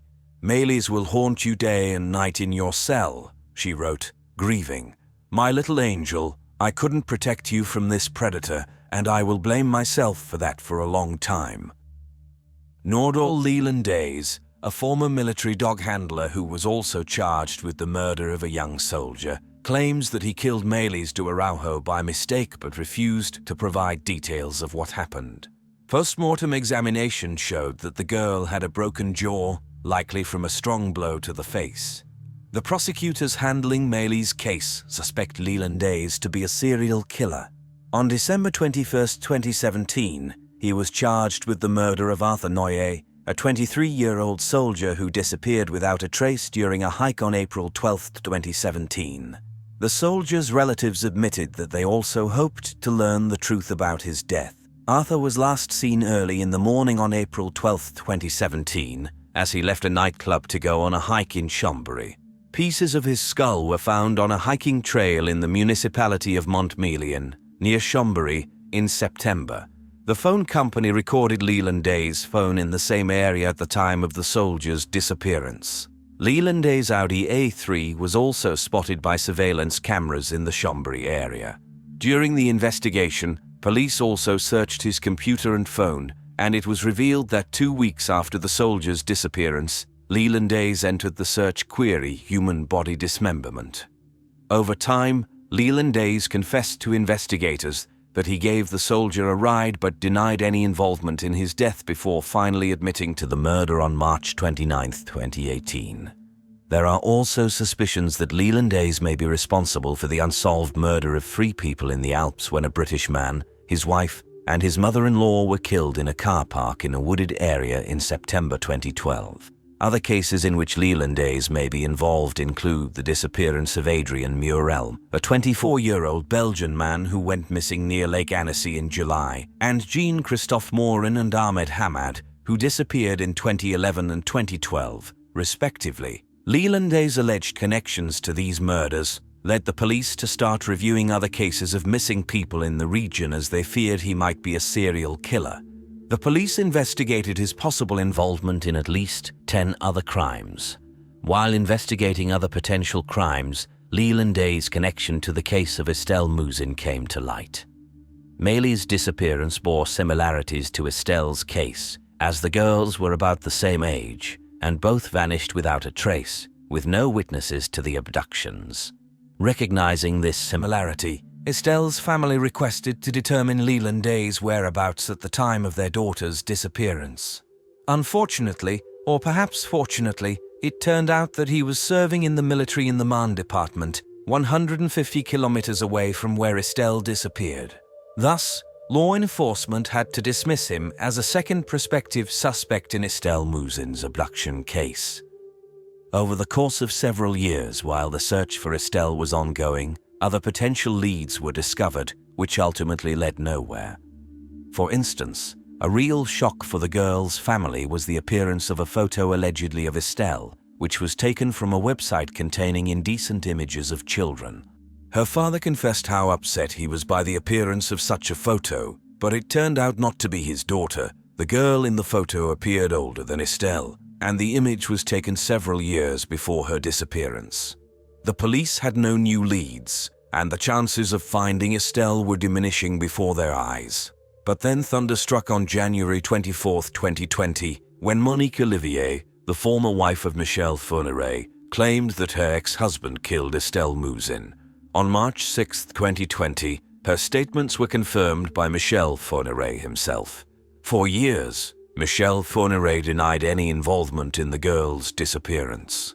However, 16.5 years later, on November 27, 2019, Michelle Fourniret, a serial killer and predator of minors who was already serving a life sentence, became the primary suspect once again. He was charged with abduction and forced confinement, which ended in death. On January 24, 2020, Monique Olivier confirmed to Judge Sabine Keris that it was indeed her who made the phone call from their home to Fourniret's son on January 9, 2003, the day of the girl's disappearance. Not stopping there, she continued to narrate that the girl represented the type of victim her husband was seeking, and she was not too young for him as psychologists once claimed.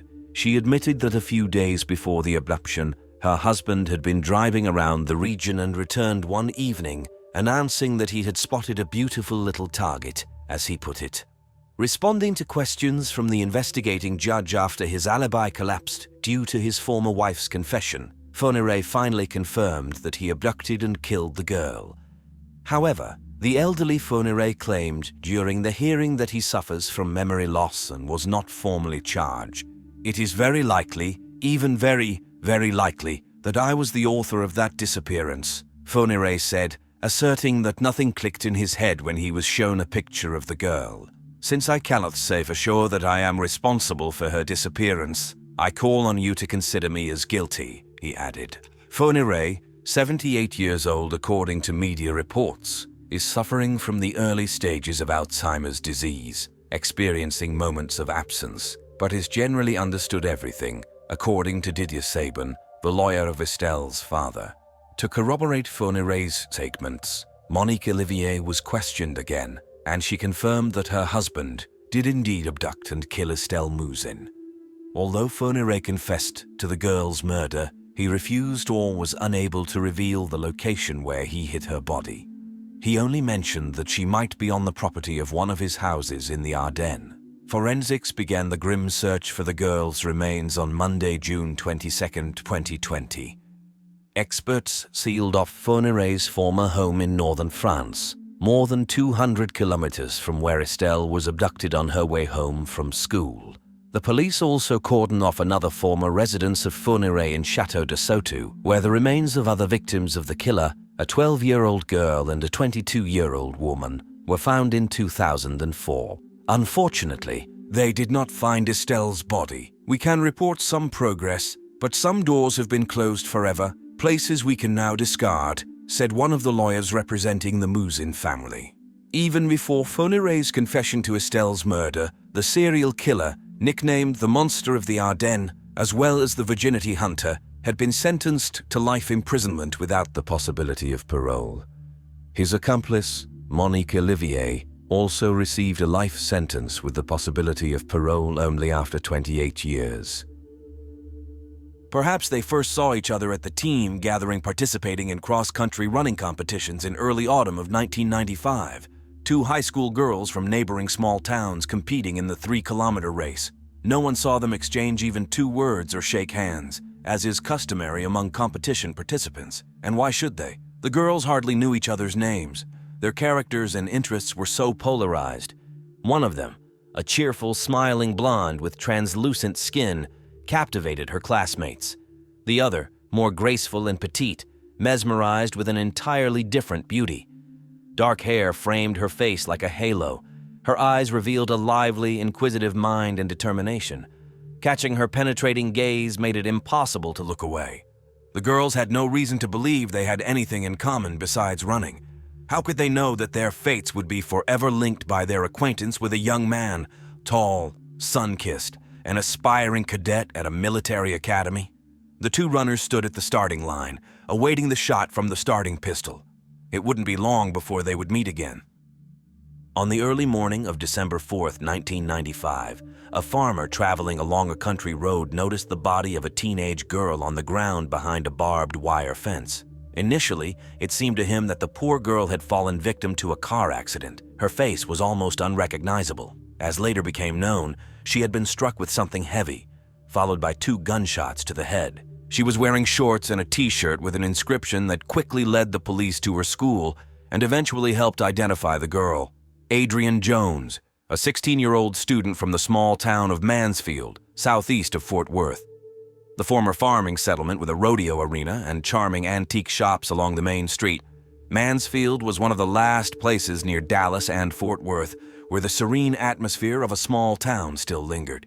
In 1984, seeking a quiet and peaceful place to raise their children, Bill Jones and his wife Linda, along with their 3 kids, Adrien and her younger brothers, moved to Mansfield. Bill was captivated by the modest neighborhood where houses stood neatly in rows, their green, lovely yards touching each other, while the voices of playing children echoed through the streets.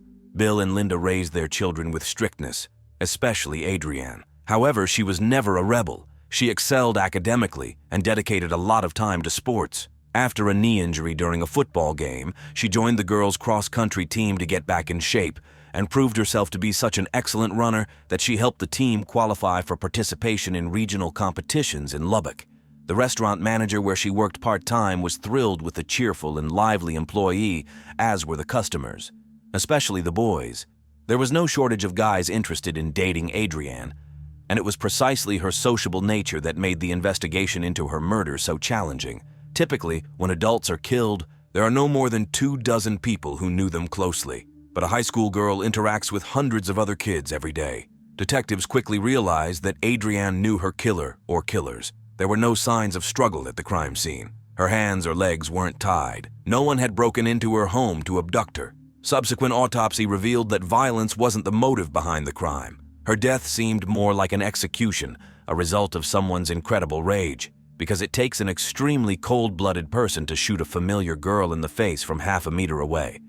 Police compiled a list of individuals who might have had a grudge against Adrien when Bill and Linda Jones reluctantly informed detectives that on the evening of their daughter's death, they allowed her to talk on the phone after the usual 10 p.m. curfew. Her boyfriend, Tracy Smith, was on a trip with his parents and managed to call her quite late. Bill allowed his daughter a few minutes to talk to Tracy. Linda overheard during the conversation that her daughter told Tracy to hold on because someone else was calling. Adrien switched to call waiting and spoke with someone for a minute before ending the call with Tracy. When Linda asked her daughter who had called, she replied, "Oh, it's David from the cross-country team. He seemed upset about something." After talking with Tracy, Adrien went to her room but didn't go to bed. Instead, she started ironing her school clothes. Linda recalls that her daughter seemed agitated. She instructed her to turn off the lights and go to sleep. The night passed quietly, except for the fact that shortly after midnight, Adrien's younger brother heard the sound of a running engine near the house. When he looked out the window, he saw a pickup truck driving away from the house. The next morning, Adrien wasn't in her room, but her parents thought she might have gone for a run. However, upon finding her sneakers, they grew concerned. Linda called her daughter's coach to inquire if there was a guy named David in the team. "Well, there's David Graham," the coach replied. Linda informed the coach that her daughter was missing and that David might have called her in the evening.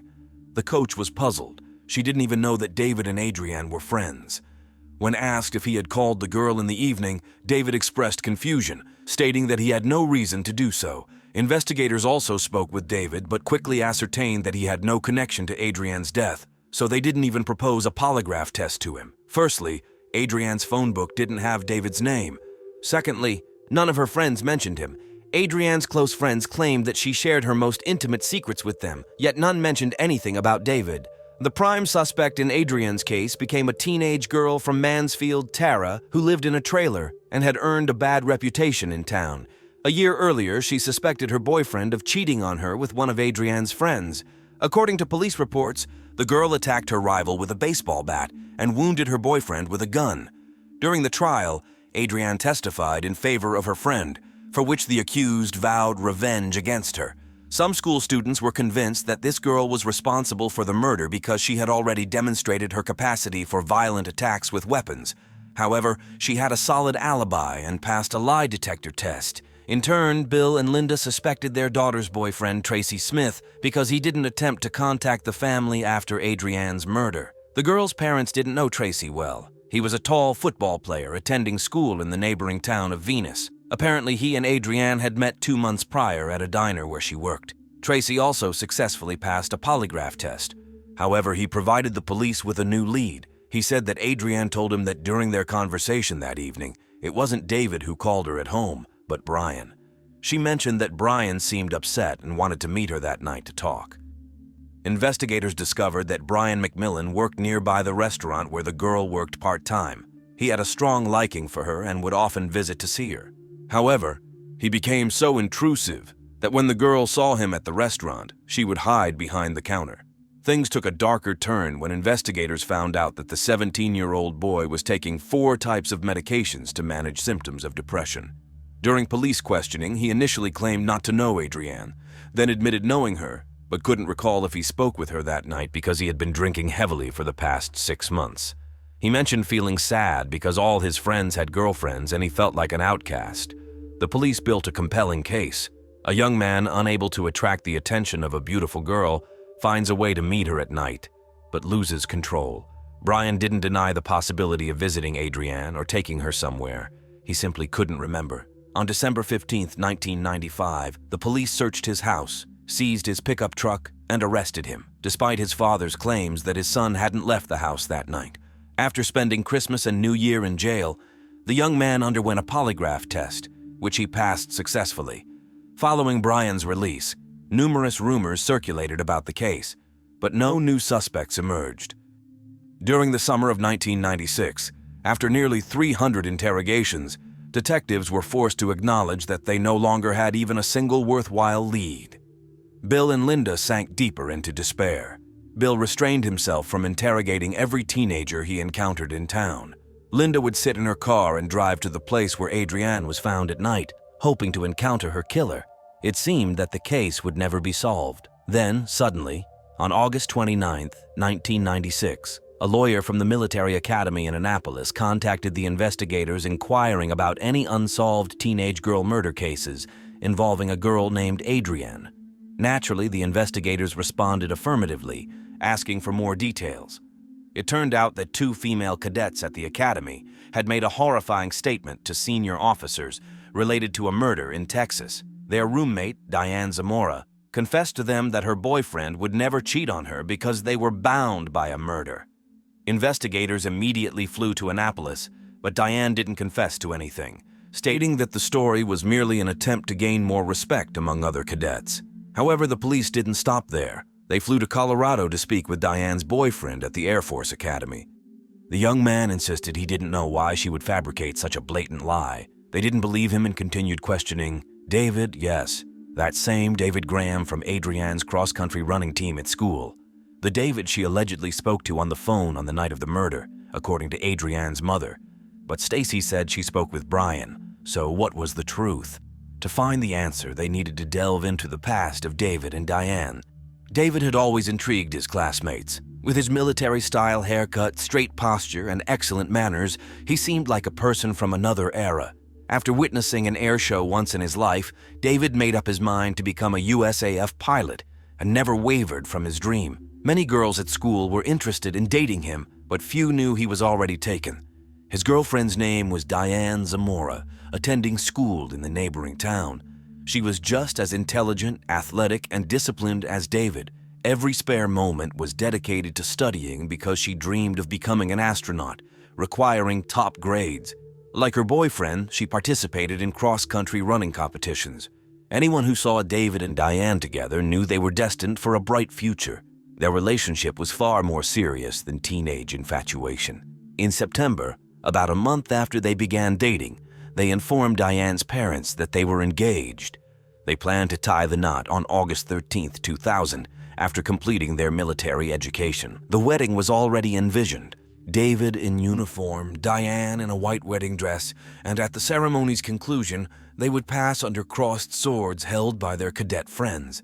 Their families were amazed by the seriousness of their relationship, which only deepened over time. David and Diane were so absorbed in each other's lives, almost obsessed. Diane even decided to attend the Air Force Academy alongside David, setting aside her own plans. However, when she missed the deadline for application, she enrolled at the U.S. Naval Academy, intending to transfer closer to her boyfriend later. Upon their acceptance into their respective academies, David and Diane became part of an elite group of American teenagers. Yet, to solidify their place in these prestigious institutions, they had to endure grueling summer training designed to rid them of civilian habits and instill military discipline. For the newcomers, these 6 weeks consisted of constant marching, running, push-ups, and strict adherence to orders. David excelled in basic training in Colorado Springs. According to Diane's letters to her family, she was also doing well in Annapolis. However, her squadron commander, Jay Guild, a likable cadet from Chicago, mentioned that Diane was physically falling behind the others because she always seemed emotionally detached. She kept reminiscing about David, missing him, but spoke about him strangely, as if she didn't trust him yet still wanted to be with him. David and Diane, once completely confident in their commitment to each other, seemed to have lost control of the situation. On one summer day, Jay asked Diane if David had ever cheated on her. She answered yes. When asked what she did about it, she said she asked David to kill another girl. Shocked, Jay listened to the story of how David killed a girl named Adrien. Despite the strict moral principles of the academy, Jay didn't tell anyone about the conversation, for which he later paid the price in his dream of becoming an officer. He claimed he didn't want to believe her and thought the girl was just seeking attention, but at the end of August, Diane repeated her story to her two roommates. The girls talked, and one suddenly said that Diane and David were so close that it seemed they would even kill for each other. Diane confessed that they had killed before. Then, either out of guilt or pride, she told them the story about Adrien. At first, the girls were skeptical about their roommate's story, but the next day, they informed a senior officer. He contacted the academy's attorney, who began calling police stations in the Dallas-Fort Worth area, inquiring about any unsolved murders of teenage girls. On August 29th, they contacted the police in Mansfield, immediately after which investigators flew to Annapolis. Although David tried to deny the accusations, the police managed to find out that his friend held a terrible secret. On the day of Adrien's murder, David and Diane came to him at night in blood-stained clothes. Then the senior officers of the Air Force Academy told the young cadet that it was his duty to tell the whole truth, and the guy surrendered. He sat in front of the word processor and typed a confession spanning 5 pages. David wrote that on one weekend in November, he went to regional tryouts in Lubbock with other members of Mansfield High School's cross-country team. The school provided them with a large van for the trip. Naturally, Adrien Jones, a member of the girls' team, also went to the tryouts. In many ways, Adrien was the complete opposite of Diane. Despite her impressive academic and athletic achievements, she was an outgoing girl who knew how to charm any guy. However, nobody noticed anything between David and Adrien during the tryouts. They didn't sit together, didn't talk, and as Adrien's friends claimed, she intentionally kept her distance because she had high moral principles and would never draw attention from another girl's boyfriend. But according to David, something did happen when they returned to Mansfield. David gave the girl a ride home, but they didn't go straight to her house. They parked behind the elementary school where they spent some time together, enjoying each other's company, a brief but fatal adventure for this story. It was an impulsive mistake, and for a month after that night, David was plagued by guilt and shame. His perfect and pure relationship with Diane was tainted by one girl who stole our purity. Finally, he confessed everything to Diane. For at least an hour, she screamed so much that he was afraid for her. She screamed that she wished he never existed, that Adrien never existed, then screamed that he should kill her. David hardly expected anything like that, but he agreed to fulfill her demand. After Diane's ultimatum, I hesitated long and hard to commit the crime. I was stupid, but I was in love, he wrote in his confession. David admitted that he called Adrien on the night of December 4th, 1995, and told her he wanted to meet. He picked her up in a Mazda Protege belonging to Diane's parents. Diane hid in the back. Parking the car on a remote road, the two attacked the girl.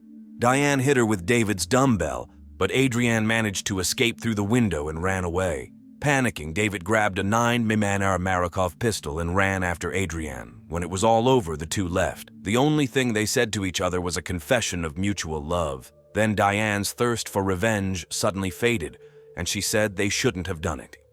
The young killers went to David's friend, who lived in the neighboring town of Burleson, and tapped on the window.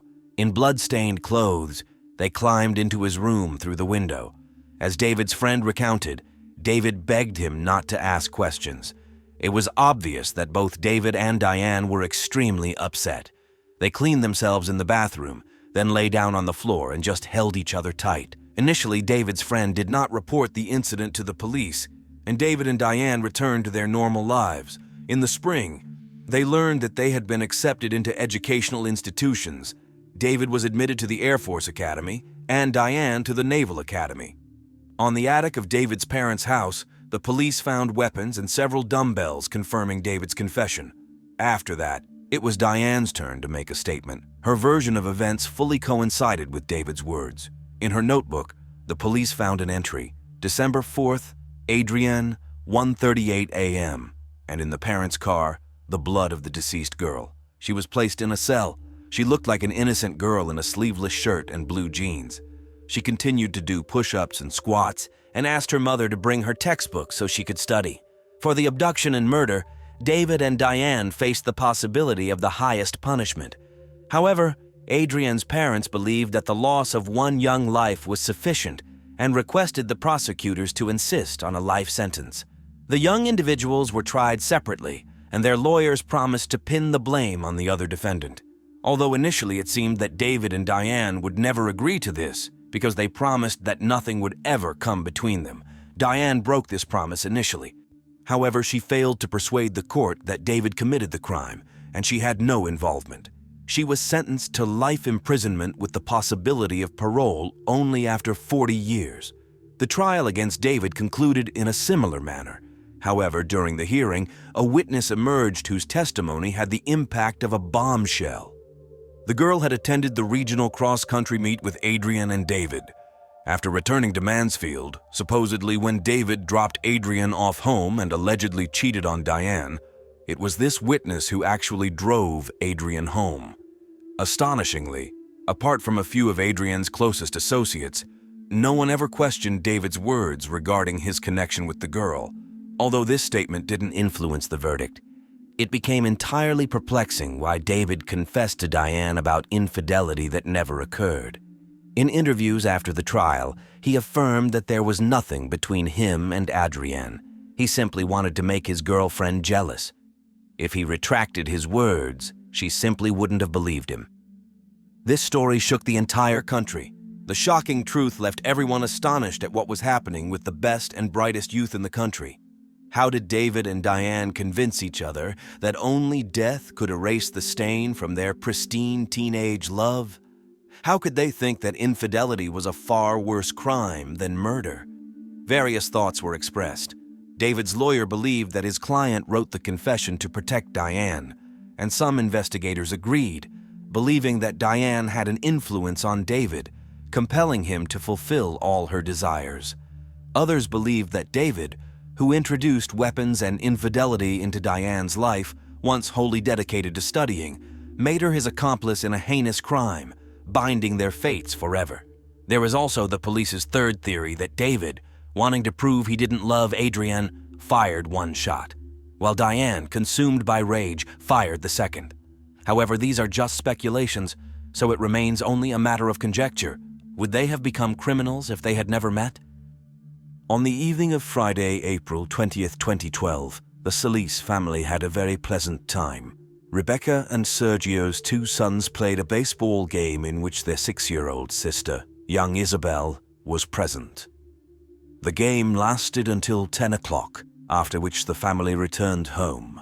The next morning, the girl was supposed to play baseball and Rebecca braided her hair so as not to waste time before work. At 11 o'clock, Sergio wished his daughter good night and left. Although Isabelle had her own bedroom, she often slept in her brother's room. But on this particular night, she stayed alone. Soon, Becky and the boys went to sleep, and Sergio fell asleep on the couch, watching a baseball game he had recorded earlier. At 5 o'clock, the man woke up and slowly made his way to the bedroom. The house was quiet and peaceful when he went to sleep next to his wife. 2 hours later, Rebecca left for work at the medical center. The woman didn't notice anything strange in the house and didn't hear anything. She didn't go into her daughter's room before leaving for work. At around 8 o'clock in the morning, Sergio went to wake his daughter up to go to the game, but Isabelle was not in her bed. He asked his sons if they had seen their sister, but nobody responded. Together with the boys, he searched the house and called for Isabelle, but there was no answer. Then, Sergio Jr., who was 14 years old at the time, noticed that the window in his sister's room was wide open and the protective screen was lying on the ground in the yard.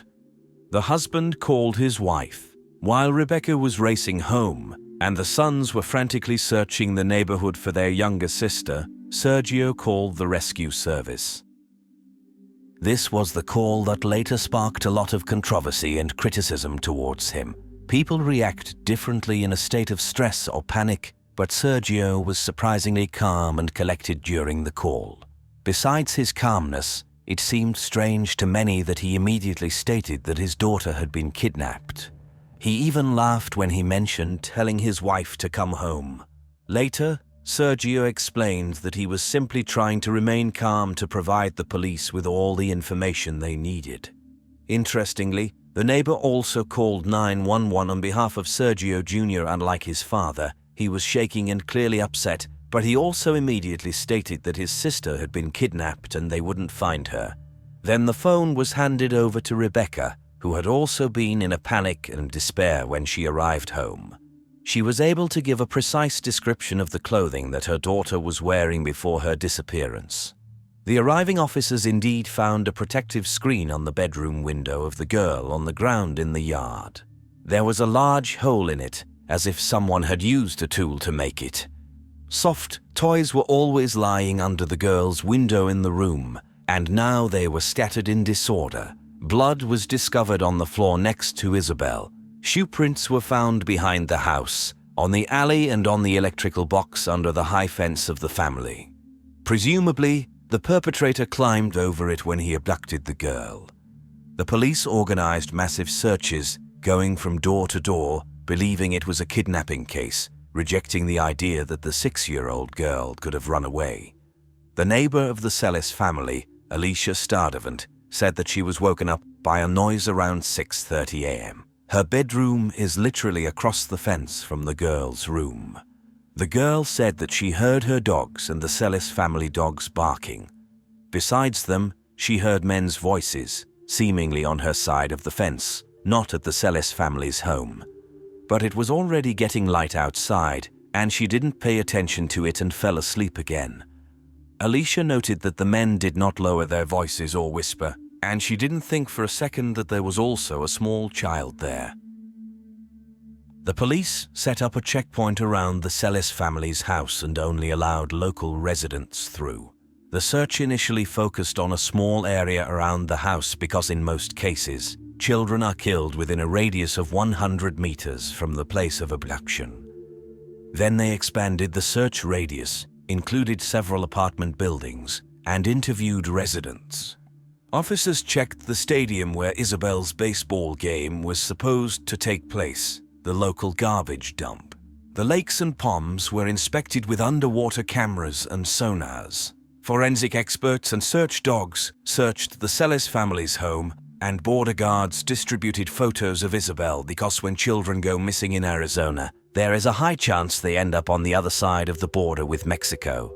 In addition, in 2012, 16 criminals who had committed violent acts against women and children lived near the family's home. All of them were interrogated and excluded at that time.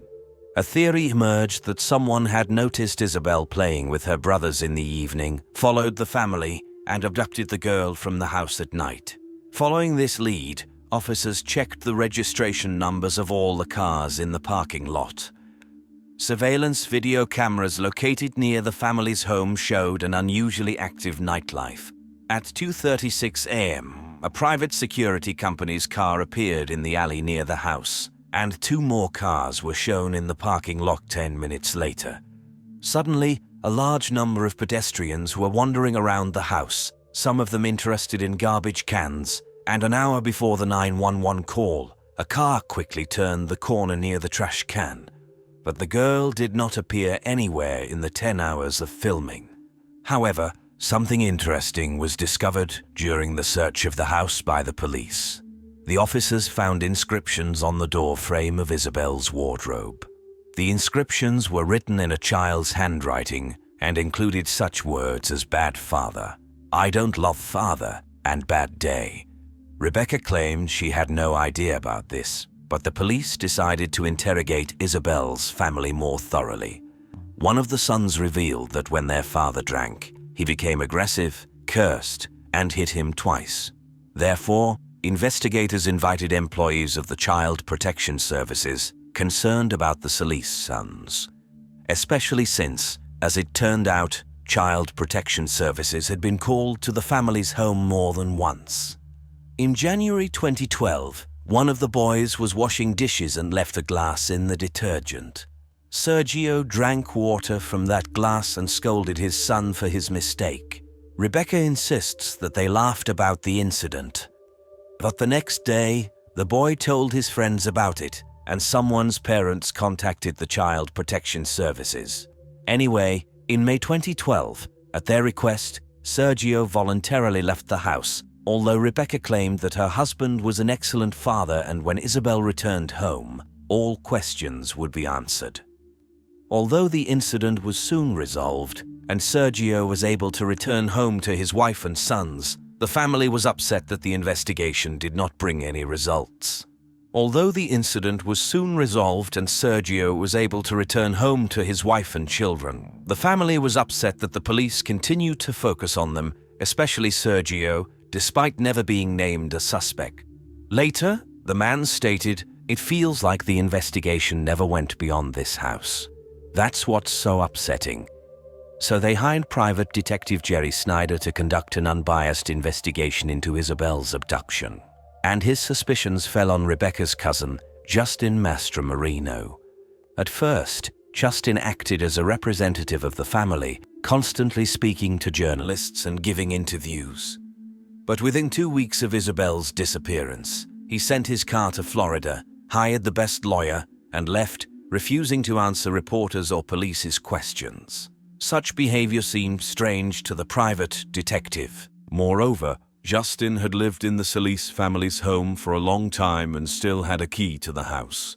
There was a version that Justin, who had previously stayed overnight in Isabelle's room, could owe money to someone and the criminal came for him. But instead of Justin, he found Isabelle in the room and took her for ransom or as leverage. On the other hand, his friend Sebastian Hartsfield is confident that Mastromarino did the right thing, and if he had the means, he would have left too. The thing is, Justin was tired of the intrusive attention of the media and the public. Sebastian said that they spent the evening of the abduction together with Justin. He reluctantly admits that it was April 20th, National Cannabis Day, so he and Justin smoked and drank all evening. Although there was a 6-hour gap when they were asleep, and he cannot say for sure where Justin was, Sebastian is confident in his friend's innocence. When the police finally questioned Justin, the police chief said that the investigator hired by the family had no evidence, but the police were absolutely sure of Justin's innocence. It is worth noting that Sergio was also suspected of owing money to bad people, and his daughter was kidnapped for ransom. Isabelle was at the age when children are more often abducted by relatives.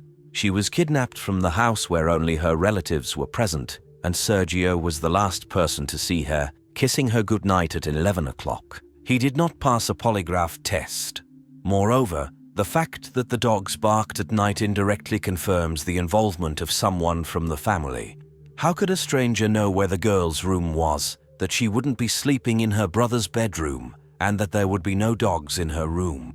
Usually, at least one of them slept in her bedroom. How could the kidnapper know exactly how to avoid the surveillance cameras located on the street? Yet, besides suspicion, there was nothing linking Sergio or Justin to the crime. Where was Isabelle? Let's go back to the morning of July 23, 2012, when the rescue service received 3 distress calls. A child, a girl, called and said she wanted to report a kidnapping. She mentioned Isabelle's name and said he's coming, identified the district where she was located, and then the call disconnected. The officers went to the specified district, but they didn't find anyone. They traced the call to an apartment building where 2 sisters, aged 9 and 11, lived. The sisters had simply decided to play a prank. The calls caused a lot of fuss, but they were quickly released. However, their joke cost the city $4,700 in officers' wages spent on the search in the district specified by the girls. After this incident, the police tried several times to draw attention to the case, for example, by sharing an image of what Isabelle might look like several years later. But despite all efforts, there was no progress in the case for years. Who kidnapped Isabelle? Was it someone unknown to the family who entered through a window and took her? Did Justin consider kidnapping Isabelle because he was in debt and wanted to demand a ransom, but the kidnapping went wrong? Was one of her brothers involved in what happened to her, and are their relatives covering it up? Or does Isabelle's biological father know more than he's saying? Unexpectedly, on February 8, 2017, there was a breakthrough in the case. A woman named Melissa contacted the FBI and stated that they should speak to her fiancé, Christopher Clements, about the disappearance of Isabelle. Supposedly, he might know something about the girl's disappearance, but Melissa couldn't say anything more and they should talk to him. Finding Christopher proved to be quite easy. He was in jail on charges of robbery. Christopher confirmed to the agents that he knew where to find Isabelle, but demanded a deal. In exchange for information about Isabelle's whereabouts, he wants his charges dropped, his confiscated Acura Honda returned, and full immunity in Isabelle's case. He assured them that he only knows what happened to the girl. It is also known to a member of the Celis family. He hinted that Sergio knew about the kidnapping of his daughter and was involved in it. Christopher told them that Sergio was seen handing over Mexican gold coins to someone at a local pawn shop. Supposedly, there was a fight and Isabelle was taken to get the money that her father owed for the stolen coins. Christopher spoke very broadly, and no matter how much the agents questioned him, he didn't go into details. The man stood his ground, information in exchange for a deal. He got what he wanted. The prosecutor's office went for a deal, dropped the charges of robbery and returned the car. The man revealed where to find Isabelle, and on March 3, 2017, the police and the FBI found her remains. Rebecca and Sergio Celis faced the grim confirmation that Isabelle had left forever. Whatever dreams they had of a happy reunion were destroyed. However, the deal did not give Christopher Clements the desired freedom. Instead, he was transferred to the Maricopa County Jail, where he was charged with another robbery. The agreement did not provide full immunity, which Christopher insisted on in Isabelle's case. Investigators began digging deeper into the man's past. He started his criminal career at the age of 16 by committing first-degree violence. Since then, he had repeatedly gotten into trouble. The man's ex-wife said that Christopher was obsessed with adult movies, often brought girls from strip clubs home, and she was forced to sleep in the car until they left. And at the time of Isabelle's disappearance, he worked at a shopping center only 2 kilometers away from her home. Undoubtedly, detectives checked Sergio's connection to the nearby pawn shop mentioned by Christopher. They found out that 21 gold coins were stolen from the woman's house 2 months before Isabelle's abduction, and they believed that Christopher committed the theft.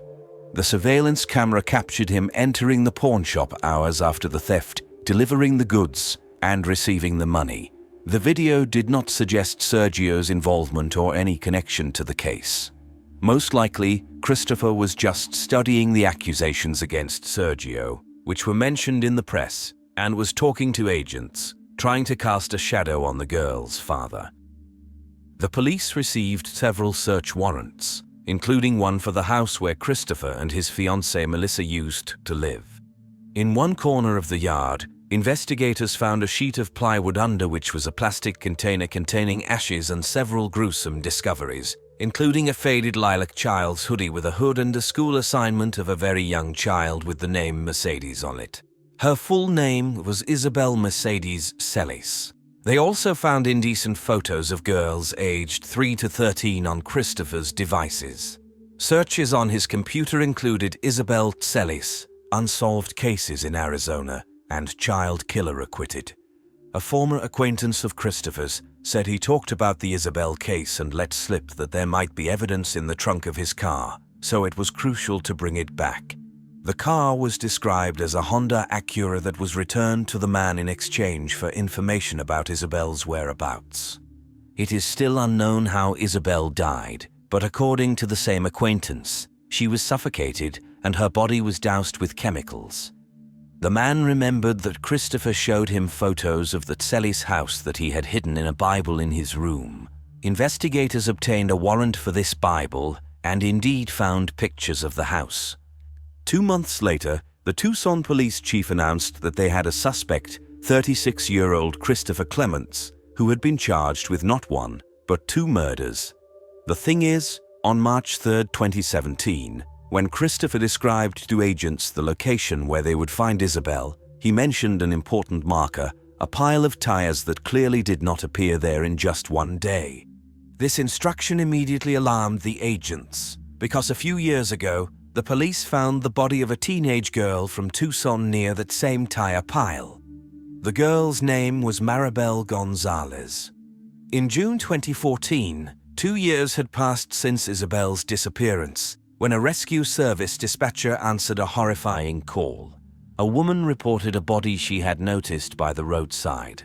The police who arrived on the call found signs that someone had been dragged on the ground, the smell of decay, and a naked body buried under the pile of tires. It was a location significantly distant from the nearest houses. The police shared with the media a photo of a chain with an anchor that the girl was wearing, as well as a tattoo on her collarbone, in hopes that the public would help identify her. Indeed, several people called the police saying that it was 13-year-old Maribel Gonzalez. Maribel's family said that she was seeing a 20-year-old man named Mariano. They had been together for 3 years but broke up a month before Maribel disappeared. Mariano told the police that she sent him a message around 11 to 12 p.m. on the day of her disappearance, asking him to pick her up because she had a fight with her mother. He ignored her message because he had to get up early for work. He never saw her again. Her boyfriend said that she loved to walk alone, even at night. She also liked to go to the mall, the same one near Isabelle's house where Christopher Clements worked. The police linked these cases based on the fact that the bodies were found in close proximity to each other.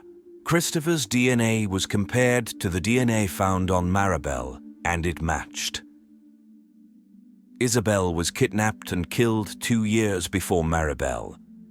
Could the perpetrator have been caught after the first crime and prevented Maribel's death? It turns out that Christopher's name came up during the investigation before his conversation with the agents in 2018, more than once. As it is already known, the officers contacted all individuals who committed sexual crimes and lived nearby Isabelle, violent acts against women and children. The list contained 16 names, including Christopher. He was listed as a Class 3 offender, meaning with a very high likelihood of reoffending. The police talked to him, but obviously he was able to convince the officer that he had nothing to do with the case. Perhaps his girlfriend provided him with an alibi. Furthermore, after Isabelle's disappearance, her parents asked to recall any unexpected meetings, uninvited guests, traders, advertising agents, distributors, anyone who could arouse suspicion. Rebecca immediately remembered a man who was interested in their red Acura. He came twice, but the woman did not know his name, and he never entered the house. Interestingly, Christopher also mentioned that meeting during the interrogations.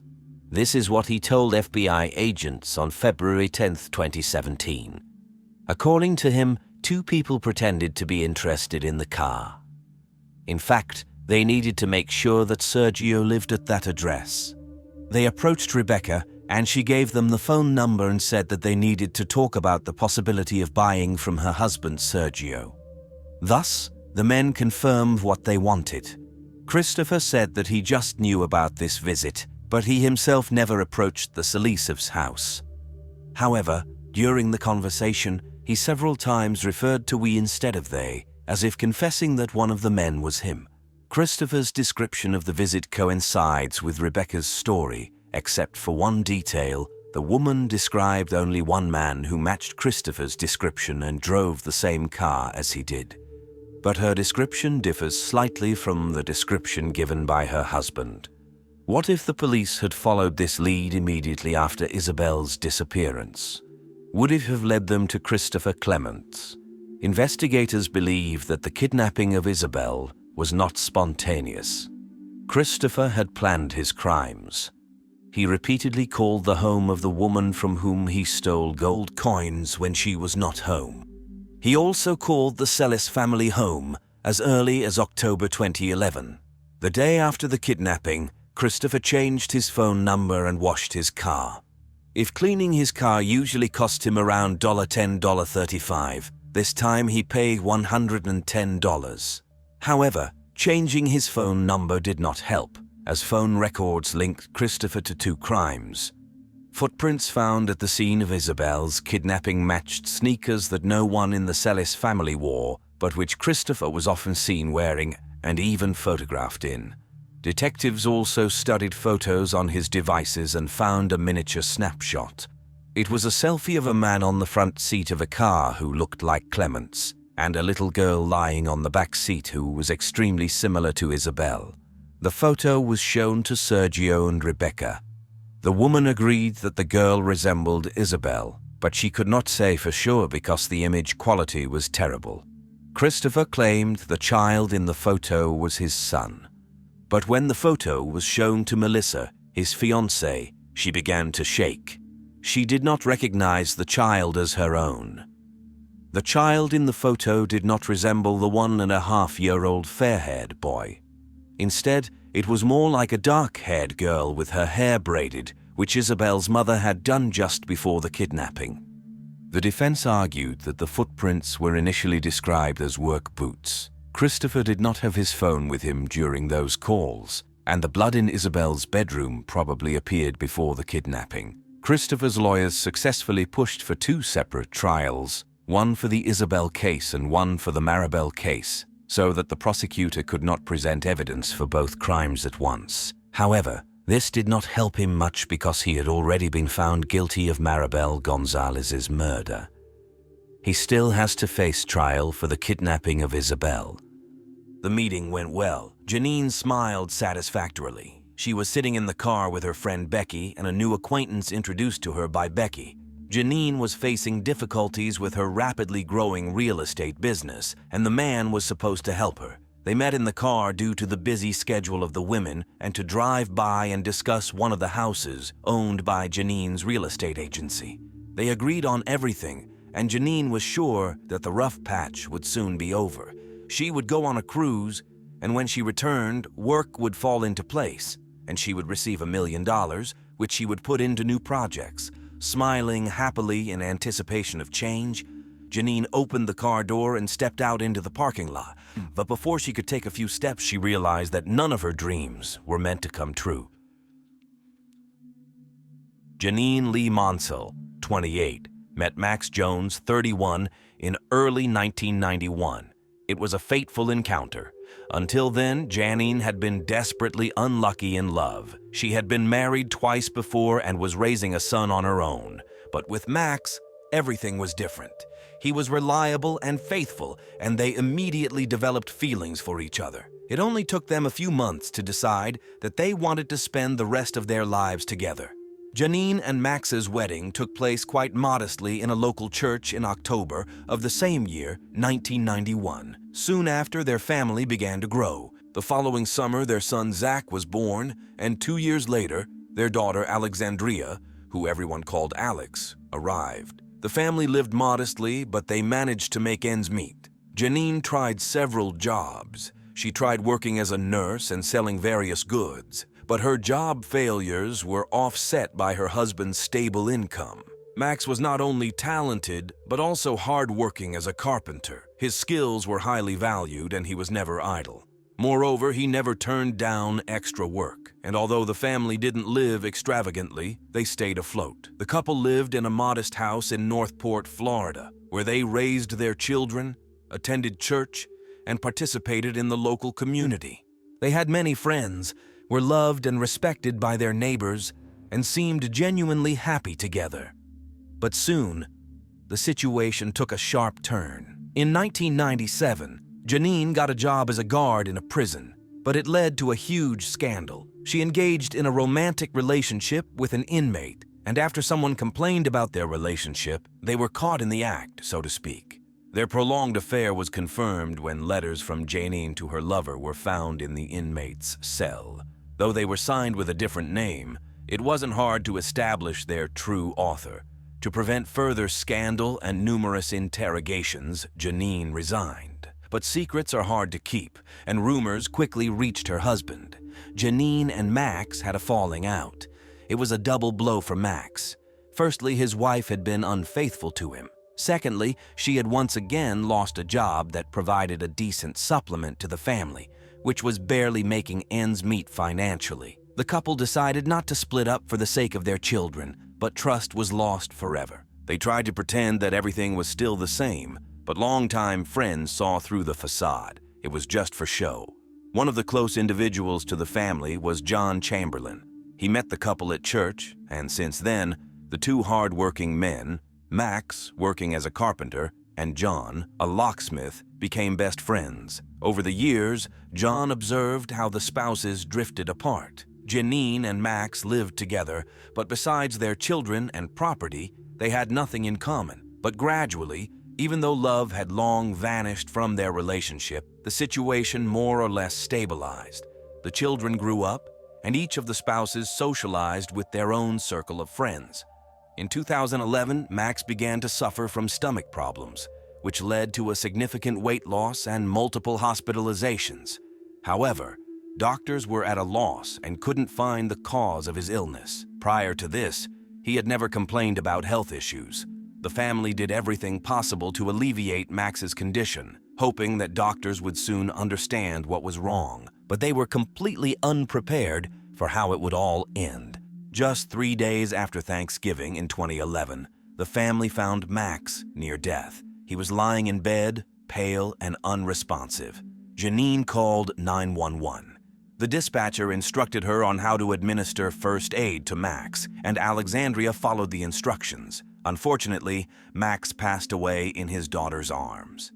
Paramedics arrived minutes later, but they couldn't do anything to help. Max died from a heart attack at the age of 52. Family and friends were shocked by his sudden death. They knew he was ill, but they thought it was related to his stomach. The news of the heart attack came as a thunderbolt out of the blue. It was very difficult for Zach and Alexandria, who were 19 and 17 years old respectively, to cope with the loss of their father. Nevertheless, a doctor signed the death certificate, and Max was cremated 2 days later. Now, it was up to Janine to provide for the family. Considering her previous employment difficulties, it seemed like an insurmountable task for her. But to everyone's surprise, she not only managed but also significantly improved the family's financial situation. Of course, a big help was the $1 million insurance payout she received after her husband's death. But she didn't just sit on it. Using the money, she opened a real estate agency and began renovating and renting out homes. Like many cities in the USA, Northport experienced a real estate boom in the early 2000s. But the 2008 crisis hit the real estate sector hard, and many homes were foreclosed by banks. They stood abandoned, waiting for new owners. These homes became an opportunity for someone like Janine, who had the money to take advantage of the situation. Naturally, Janine also found herself and her children a better place to live. Explaining her actions by the need to move on, she sold the house and all of her late husband's belongings, including his musical and work tools, which he cherished dearly. But it didn't stop there. She began spending a lot of time with her new friend Becky. She drank, used drugs, and spent money on travels, cars, and even a second home in the Great Smoky Mountains area in Tennessee. To those who knew her behavioral changes seemed astonishing. It seemed strange to acquaintances that one could forget a husband with whom Janine had spent 20 years so quickly. Finally, changes awaited Janine in her personal life as well, when she met Matthew Riley Smith, a cable television installation technician. Matthew was only 26 years old. He was half Janine's age and only a few years older than her son. Nevertheless, in July 2012, Janine announced to everyone that she and Matthew had married during a recent trip to Las Vegas. Zach and Alexandria didn't like that their mother had remarried so hastily. especially considering that Max had passed away less than a year ago. They tried not to conflict with Matthew because he hadn't done anything wrong to them, but they disapproved of their mother's eagerness to move on so quickly. Nevertheless, Matthew Smith became a part of Janie Ain's personal life and business, but Matthew's help turned out to be insufficient. In fact, the business was so successful that Janine soon needed an employee, and she turned to her old friend, John Chamberlain. Besides being a locksmith, he had many other skills necessary for home repairs. Janine offered John a job with the condition that he and his 11-year-old daughter would live in one of her houses and pay a very low rent. It was a lucrative offer, and John agreed. Everything went well for a few months, but soon doubts began to creep into the man's mind. John Chamberlain was particularly troubled by the number of houses where all his work involved drilling the lock on the front door. Janine reassured him that this was just a routine part of the job. Since the houses had been empty for a long time, there was no way to contact the previous owners and obtain keys. But John wasn't satisfied with this explanation. Nevertheless, he continued to do repairs for Janine, not taking any action, until one significant moment. His worst fears were confirmed when he answered a call from one of Janine's tenants. The tenant told him that a stranger had just knocked on their door and inquired about what they were doing in his house.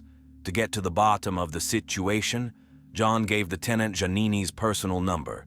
Within minutes, she called him back and was furious. John told her that if she was involved in something illegal, he didn't want to be a part of it. In response, she ordered him to vacate the house and sent Matt to deliver the message in person. The encounter between the men ended in a fight. Janine sent John an eviction notice, but he refused to leave, and the matter went to civil court. Additionally, John went to the police. He met with detectives and told them about his involvement in Janine's business, which he believed to be illegal. They listened carefully and said they believed his suspicions. This encouraged him to also share suspicions about the death of Max Jones. Despite Max's stomach problems, his heart attack came as a surprise, and it seemed that Janine wasn't grieving at all. She had remarried a younger man and was living a luxurious lifestyle. But what troubled him the most was that Janine had cremated Max within 2 days of his death without allowing an autopsy, and she found no better way to deal with Max's ashes than to hand the urn to John. Thanks to John Chamberlain's tip-off, the police began monitoring Janine, hoping to learn more about her suspicious business and the death of her third husband. And the police found something. Although Janine and Matt were renovating and renting out properties, they had no connection to any of these houses. They hadn't purchased them or obtained ownership rights to rent them out. Janine would go to the tax assessor's office and file documents formally renouncing her rights to the properties, but with a forged signature. Considering she was renovating and spending large sums of money on the houses, who wouldn't believe they belonged to her? All that was left was to drill the locks, tidy up the house a bit, and it could be rented out. She deceived unsuspecting people out of tens of thousands of dollars, and she even gave them a prepaid phone number to avoid leaving any traces to her. So she was enraged when Jon gave the tenants her real phone number. Her business was a scam from start to finish. Furthermore, Janine didn't have a license to work as a realtor. But that was just the beginning of the investigation. The screws were tightening around Janine, and she made a desperate attempt to get free. Although it's unknown for certain if Janine knew that John had gone to the police, she decided that the legal proceedings with him posed enough of a threat to her business to take action. Whom did she decide to turn to with her problem? Of course, to her best friend Becky. She told her that John was too informed about her affairs, and the court proceedings were costing her too much money. So, they needed to deal with him. Becky promised to help. She had acquaintances, not always acting within the law, and one of them could help solve this sensitive issue. On February 20th, 2013, Becky and Janine met for lunch at a restaurant to discuss the details. They needed to make sure they understood their plan before Becky introduced her friend to her acquaintance. During lunch, Janine described John Chamberlain's appearance, gave his address, and even drew a schematic of the house on a napkin with indications of the best points from which to enter. Janine insisted that the matter needed to be resolved as quickly as possible. She planned to go on a cruise and wanted to ensure she wasn't in town during the murder to have an alibi. Becky promised to pass the information to the hitman and 5 days later organized a meeting with him. On February 25th, Becky and Janine met with the executor, got into his car, and discussed the final details. Janine handed the man a photo of John Chamberlain and said it would be preferable to break his neck to keep the crime scene clean. In the worst case, he could be shot. The main thing was to get rid of the body. As she added, if the body can't be found, nothing can be proven. They drove past John's house where she explained how to break in and warned about any possible threats, such as the man's 11-year-old daughter. Waving her hand, she stated that the girl didn't concern her, and if she got in the way, they should deal with her too. The important thing was that her body wasn't found either. The driver stopped the car in the parking lot and at some point asked Becky to step out of the car to discuss the final details of the matter alone with Janine. As if the random victim in the form of an 11-year-old girl wasn't horrifying enough, by the end of the meeting, Janine made another chilling proposition. She asked if she could get 2 for the price of 1. She was tired of her 4th husband, Matthew Smith, and wished to rid herself of the burden and threat. Just on January 3rd, his life insurance policy worth $1 million came into effect, and he would be more useful to her dead than alive. Janine proposed getting rid of him a couple of weeks after John. But in his case, it was harder to accomplish because he might have a weapon on him, and there were surveillance cameras in the house. She suggested staging his murder as a carjacking. The killer agreed to all her terms, and she agreed to pay $4,000 for each man. She brought $1,000 with her, ready to hand it over immediately to confirm her seriousness of intentions. When the meeting was over, a satisfied Janine got out of the car. Seconds later, she was surrounded by police officers and arrested. Her initial fear and shock quickly turned to anger as she realized she had fallen into a classic police trap.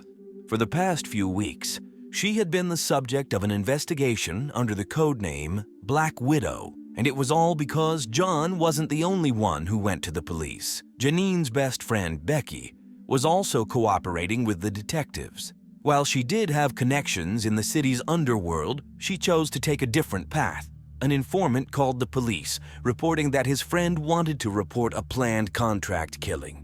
This friend turned out to be Becky. When they were discussing the murder details in the restaurant and Janine was drawing the victim's house plan, Becky had a microphone and camera on her. In the car, she introduced Janine to Officer Dominic Harris, who of course recorded the entire conversation. The man needed Janine to do several things that would later help convict her. He needed Janine to provide a photo of John Chamberlain. She had to show where he lived. She had to say how she wanted him to be killed. They needed to discuss the cost of the hit. He needed Janine to give money for the murder. The man played his role perfectly, even though it was difficult for him to hide his shock and disgust when Janine casually dismissed John's daughter as a nuisance and later talked about Matt's murder.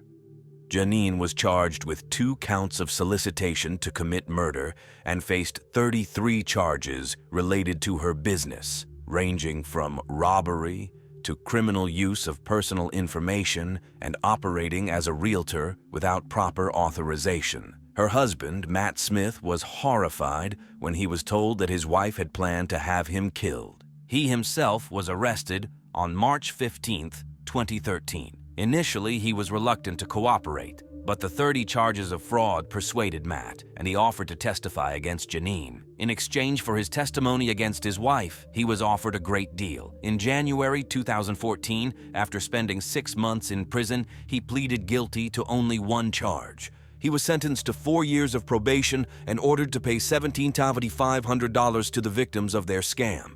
However, Matt never got to testify in court.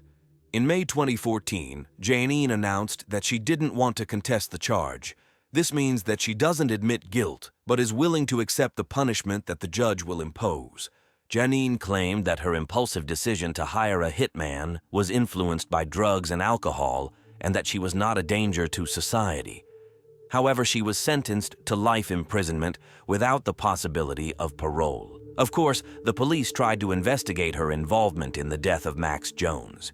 When John Chamberlain approached the police, they listened carefully to him and didn't dismiss his words because they had heard the name Janine Jones before. They had witness statements claiming that Janine Jones had approached them to obtain drugs that, in their opinion, were used to kill Max. However, in the state of Florida, if a doctor signs a death certificate stating that the death occurred due to natural causes, an autopsy cannot be performed. Not to mention that the quick cremation of the body deprived the police of any evidence.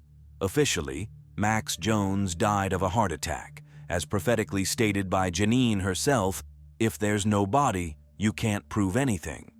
Unfortunately, she was right about that. Nevertheless, Max's loved ones believe that it is right for her to spend the rest of her life in prison. During Janine's sentencing, John Chamberlain sat next to Max's father. When the judge rendered her decision and said that Janine would never be released, Max's father turned to John, placed his hand on his shoulder and said, "Thank you for achieving justice for my boy."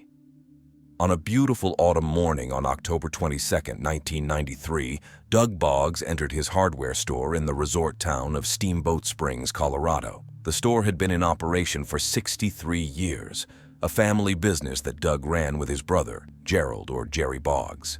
However, that morning, Jerry did not show up for work. This was entirely uncharacteristic of him. Jerry was a creature of habit and adhered to a strict daily routine. Doug became so worried that he went to his brother's home. The front door was locked, so Doug went around to the back door leading into the kitchen. As soon as he opened the door, he saw his brother. Jerry was lying on the floor with blood pooled around his head. It was a horrifying scene that shocked Doug to the core. He immediately called emergency services. The police officers who arrived at the scene based on the man's wounds speculated that he had been beaten with a heavy object and had also sustained 3 gunshot wounds. Now, the investigators had to determine how such a tragedy could happen to one of the most respected and beloved citizens of Steamboat Springs. 52-year-old Jerry Boggs had lived in Steamboat Springs for most of his life. He had only left the town for his studies at the University of Colorado and during his time in the Vietnam War. After returning from Vietnam, he resumed working in the family business, and now he and his brother managed the store together. Jerry handled the paperwork and supply orders while Doug interacted with the customers. Jerry was a fairly strong-willed person, but he was also kind, modest, and a loyal friend. By the age of 52, he had grown accustomed to his established bachelor lifestyle. However, everything changed one fine day when a charming 48-year-old woman walked into his store. She introduced herself as Jill Coit. Jill stood out from the other women in town, even from the tourists. She dressed stylishly and somewhat provocatively, but never vulgarly. She was sociable, cheerful, and spoke with a delightful southern accent. Jill mentioned that she had moved from Culver, Indiana, having bought a small hotel in Steamboat Springs. Since she was fixing up the hotel with her sons, she often appeared in Jerry's store for supplies. Soon, Jerry gathered the courage to make the first move. He asked her out on a date. From that moment on, their romantic relationship began. Just 7 months after meeting, Jerry and Jill got married. This was an unusually spontaneous decision for Jerry, but he had a reason. His beloved was expecting a baby. Jerry had a successful business, family, friends, money, and now his beloved wife was going to give him a child. Jerry was over the moon with happiness. He took the news with full responsibility. He remodeled the house for the baby, bought children's furniture, and read books on parenting. However, his happiness came to an abrupt end as secrets about his wife began to surface one after another. Months went by, yet there were no physical changes in Jill's appearance. By this time, her pregnancy should have been quite visible. Suddenly, Jill went to Texas, and when she returned, she claimed to have given birth to a baby girl named Laura. By then, Jerry's family and friends were not merely suspicious. They outright declared that it was some kind of scam and that he should stay away from her and get a divorce, especially since she forgot to inform him that she was already married at the time they got married. Jerry was devastated, confused as to why she would do this to him, but he knew for certain that the marriage needed to be annulled, as his nature abhorred living in an illegal union. There was also an intriguing financial situation. Jill had convinced Jerry to sign a document stating that he had supposedly lent her $100,000. In reality, he had not given her the money. She needed it to appear as though she owed him a large sum, so she wouldn't have to repay debts to creditors or share finances with her ex-husband. However, after their marriage was annulled and she moved out of his house, Jill sued him. She wanted to remove his name from the document and sell the hotel, which was worth $600,000. As Doug recounted, his brother was already angry about Jill's lies regarding her previous marriage and the fake pregnancy, and the lawsuit brought his indignation and resentment to a new level. Jerry filed a countersuit. He wanted her to stop tarnishing his name, admit there was no pregnancy, and compensate him for his losses. For 2 years, Jerry awaited the court date while he returned to his usual routine. But 6 days before the scheduled court date, his brother found him dead on the kitchen floor. The police carefully examined the crime scene, only to be met with enormous disappointment. There were no signs of forced entry, nothing had been stolen, and the killer had left no clues behind. The murderer took the firearm with them and left no fingerprints or blood on the shovel used to beat the victim. Whoever committed this heinous crime had covered their tracks exceptionally well. Neighbors did not hear any gunshots. However, one neighbor did recall something suspicious. On the day of the murder, she was outside and saw 2 people walking down the street. They looked suspicious enough that she went back inside. Despite the warm weather, they were dressed very warmly and resembled hunters. One was clearly a man, but she wasn't sure about the second person. There was definitely something off about them. At the same time, the medical examiner conducted an autopsy. He determined that the attack on Jerry Boggs had occurred in the afternoon of October 21st. He confirmed that Jerry had been shot 3 times, beaten, and an attempt had been made to strangle him. However, he was puzzled by marks on the right side of Jerry's neck and cheek. These were not the characteristic muzzle imprints of a point-blank gunshot wound. The medical examiner was unable to determine what had caused these mysterious marks. However, for Jerry's family, his murder was no mystery. Doug Boggs told the police that he knew exactly who was responsible. He pleaded with the police to question Jerry's ex-wife, Jill Coit. Doug's suspicions had been aroused 2 years earlier when Jill claimed she was pregnant. His brother was in love and believed everything Jill said. Concerned, Jerry's relatives contacted a friend who was a private detective and asked her to investigate Jill's background. What the detective uncovered was a completely different Jill than the one Jerry knew. With each new detail, the detective was more and more astounded. She even had difficulty determining Jill's birth year because Jill Coit had 4 birth certificates, 3 social security numbers, and at least 15 different identities she had used over the past 25-30 years. By the time Jill met Jerry, he was potentially husband number 8. Jill Lanita Billiot was born in Louisiana. She had a tumultuous relationship with her brother, which led her to leave home at 15 and move in with her grandparents in Indiana. Local boys were captivated by her southern accent. One such admirer was 18-year-old Larry Eugene Einen. Evidently, the attraction was mutual because at 17, Jill dropped out of school and married him. The marriage dissolved quickly, within a couple of months. And when Jill left her young husband, she took the only thing he had, $280 earned from his masonry assistant job. Interestingly, divorce at that time required stating a reason. Larry cited cruel and inhumane treatment, while Jill requested a restraining order against him. What exactly transpired between the young couple remains unknown, but Jill was determined not to work a modest factory job. She decided to complete her education and returned to Louisiana to attend acting classes at the university. For 3 years, she managed to focus on her studies, at least not marrying anyone. However, she eventually married another student, Stephen Moore. Unfortunately, even the birth of their son, Seth, could not save their marriage. Jill left Stephen and moved to Texas with their son. Despite how her approach to life and marriage would change in the future, she didn't gain much financially from her first 2 marriages. While fully aware of her value and attractiveness, Jill secured a job as a model.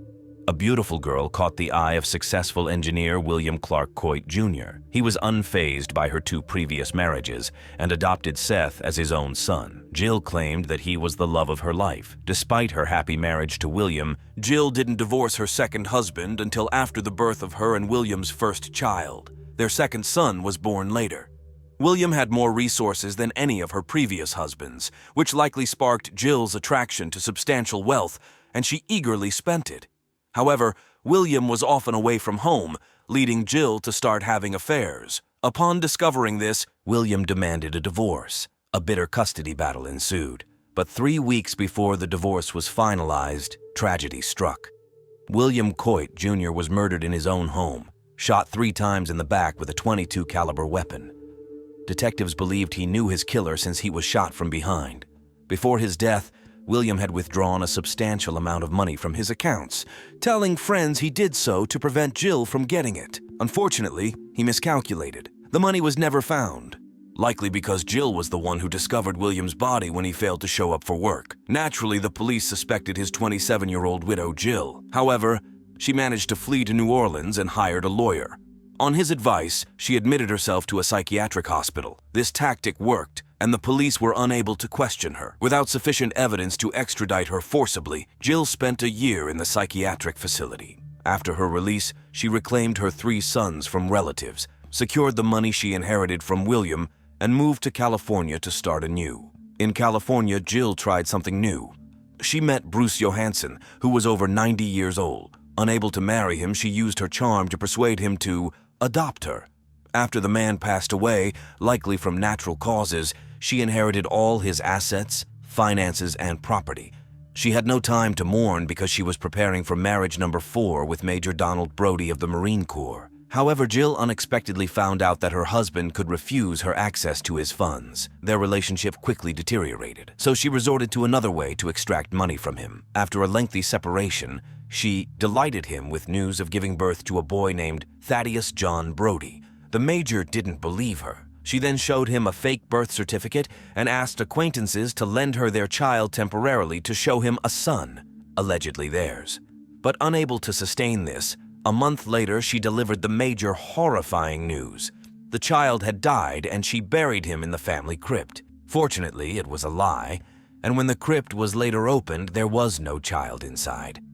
Realizing she could no longer gain anything from the Major, Jill divorced him and married a man named Louis A. DeRosa. He was a lawyer she hired after fleeing following the death of her 3rd husband, William. He also assisted her in Bruce Johansson's adoption. Their relationship was tumultuous, with the couple divorcing and reconciling 2-3 times over many years. During one of their separations, Jill managed to marry husband number 6, Eldon Dwayne Metzger, an auction organizer. This marriage was very short and illegal because she divorced Louis DeRosa in Haiti, a divorce not recognized in the USA. Thus, she was still legally married to Louis when she moved to Indiana and met her 7th husband. 2 of her sons attended school in Indiana, where one of the boys' school director was Carl V. Steele. Jill lived with him for 7 years, which were some of the longest and most normal relationships in her life. Carl treated her and the boys well. He loved skiing and often took the family to Steamboat Springs, Colorado. They enjoyed their time there and dreamed of growing old together in that place. During one of their trips, the couple decided to invest in a business by purchasing a small hotel. Jill convinced Carl that she would handle everything herself because he was a teacher, and she felt more capable of managing finances. The plan was for Jill to move to Steamboat Springs, buy the hotel in both their names, renovate it with their sons, and start managing it. Carl would join her when school holidays began. However, Carl encountered a very unpleasant surprise when he arrived in town. Jill simply ousted him. She persuaded him to say goodbye to his money, convinced him to invest in her business, and he was no longer needed. She registered the hotel under her and her elder son Seth's name only. Carl was left without money and in debt. After less than 10 years together, Jill and Carl parted ways. They didn't finalize their divorce before Jill set her sights on husband number 8, Jerry Boggs, the owner of a store in Steamboat Springs. Investigators found too many coincidences between the 2 murder cases of Jill's ex-husbands, William and Jerry. Both men were killed with the same caliber weapon, which was never recovered. In both cases, there was no forced entry into the home. Jill knew the layout of the rooms in the house, knew when Jerry would return home from work, and it would not have been difficult for her to catch William at home in the evening while he watched TV. But the similarities didn't end there. Jill had a financial motive in both crimes. However, when investigators talked to Jill, it turned out she had alibis. In the same month she annulled her marriage to Jerry, she finally divorced Carl Steele, so she was not married to anyone at the time. Perhaps a new feeling for her. Instead, she was dating a telephone technician named Michael Backus. During her conversation with investigators, Jill stated that she and Michael were camping in Poudre Canyon, 240 kilometers away from the crime scene. To set up a tent in that location, they had to fill out a form and pay a fee. This meant that Jill could prove she was in Poudre Canyon if needed. Therefore, she was too far away by the evening of October 21st to have killed Jerry. Investigators decided they needed to pinpoint the exact time frame when the attack on Jerry occurred. A crucial piece of evidence was studying the contents of his stomach. Jerry Boggs was a creature of habit. He opened his store at the same time every day. Then at 11 a.m., he went to a restaurant for breakfast where he always ate the same meal: hash browns, eggs, and toast. Specialists used plant cells, which, unlike protein-based foods, pass through the digestive system unchanged.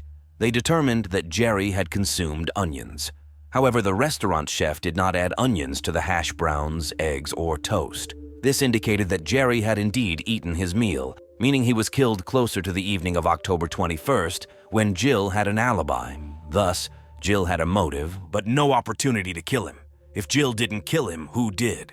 Perhaps the unidentified hunters who had frightened Jerry's neighbor. However, the police had no leads on how to find them. Then, on a hunch, one of the investigators visited the restaurant where Jerry had breakfast and stood in the kitchen, observing the chef at work.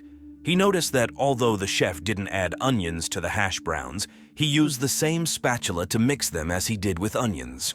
This contamination could explain why onion particles were found in Jerry's system. It indicated that he was killed 3 hours after breakfast, a time frame during which Jill didn't have an alibi. Furthermore, the police couldn't find the form she supposedly filled out for the Poudre Canyon visit. This meant she hadn't been camping with her boyfriend and they had both lied. Interestingly, while the police awaited the results from Jerry's stomach contents, Jill managed to get married again, possibly for the last time. When unpleasant rumors began circulating about her in Steamboat Springs, she left for Las Vegas, where she seduced Roy Carroll, a retired Navy officer. However, before the end of the year, she left him and reunited with Michael Backus. According to some sources, she married him. Although no marriage certificate was found, she used his surname in any case. Meanwhile, gathering only circumstantial evidence, the police managed to obtain a search warrant for the suspect's car. Inside, they found maps of Mexico, a couple of wigs, and a stun gun. The discovery of the stun gun prompted the police to exhume Jerry's body to conduct several tests. It turned out that the marks on the victim's face matched those from this weapon. Additionally, the wigs found in Jill's car matched the description of the appearance of the two hunters observed by Jerry's neighbor on the day of his murder. However, the police were unable to arrest the accomplices because they had disappeared.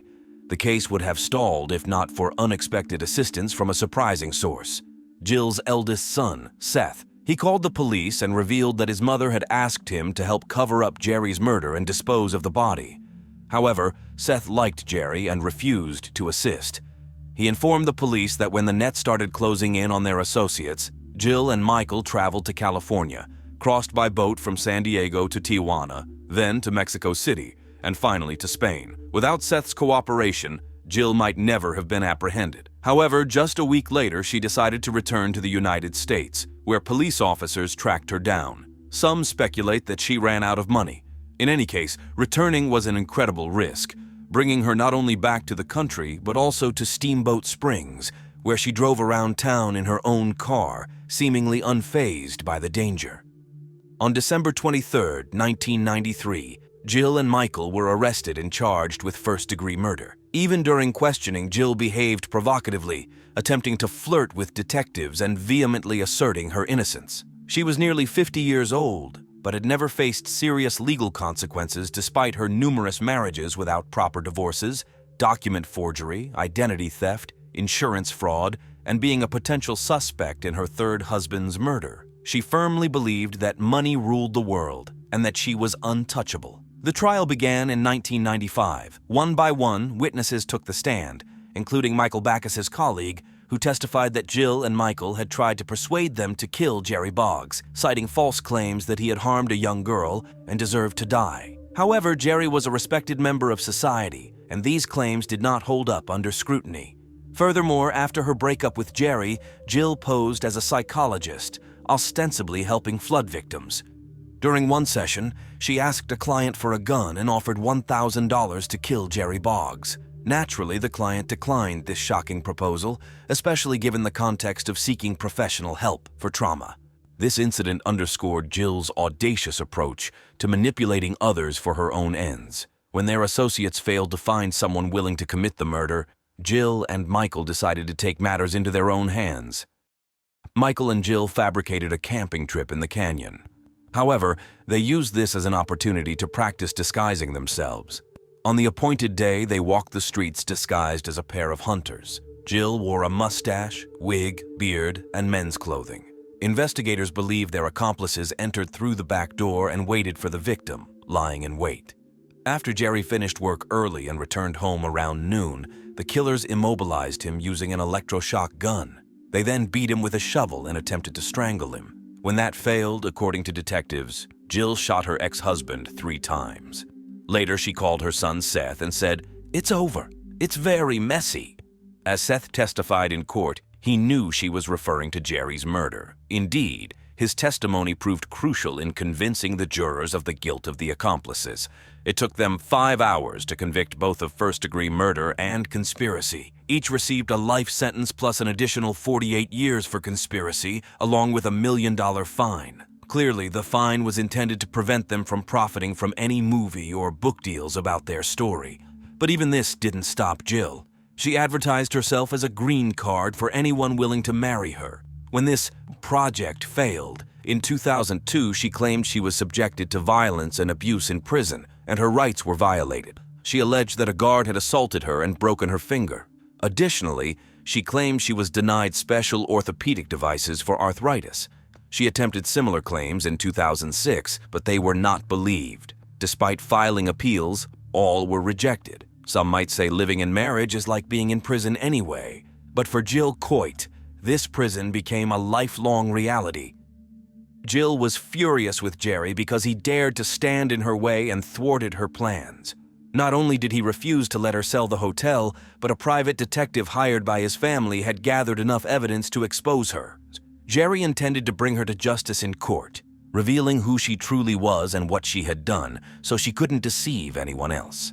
However, like William, Jerry never got the chance to confront Jill face-to-face in court. Both men were killed just days before the trial was set to begin. The murder of Jill's third husband was never solved. Jerry died trying to stop a predator, paying a high price for the truth.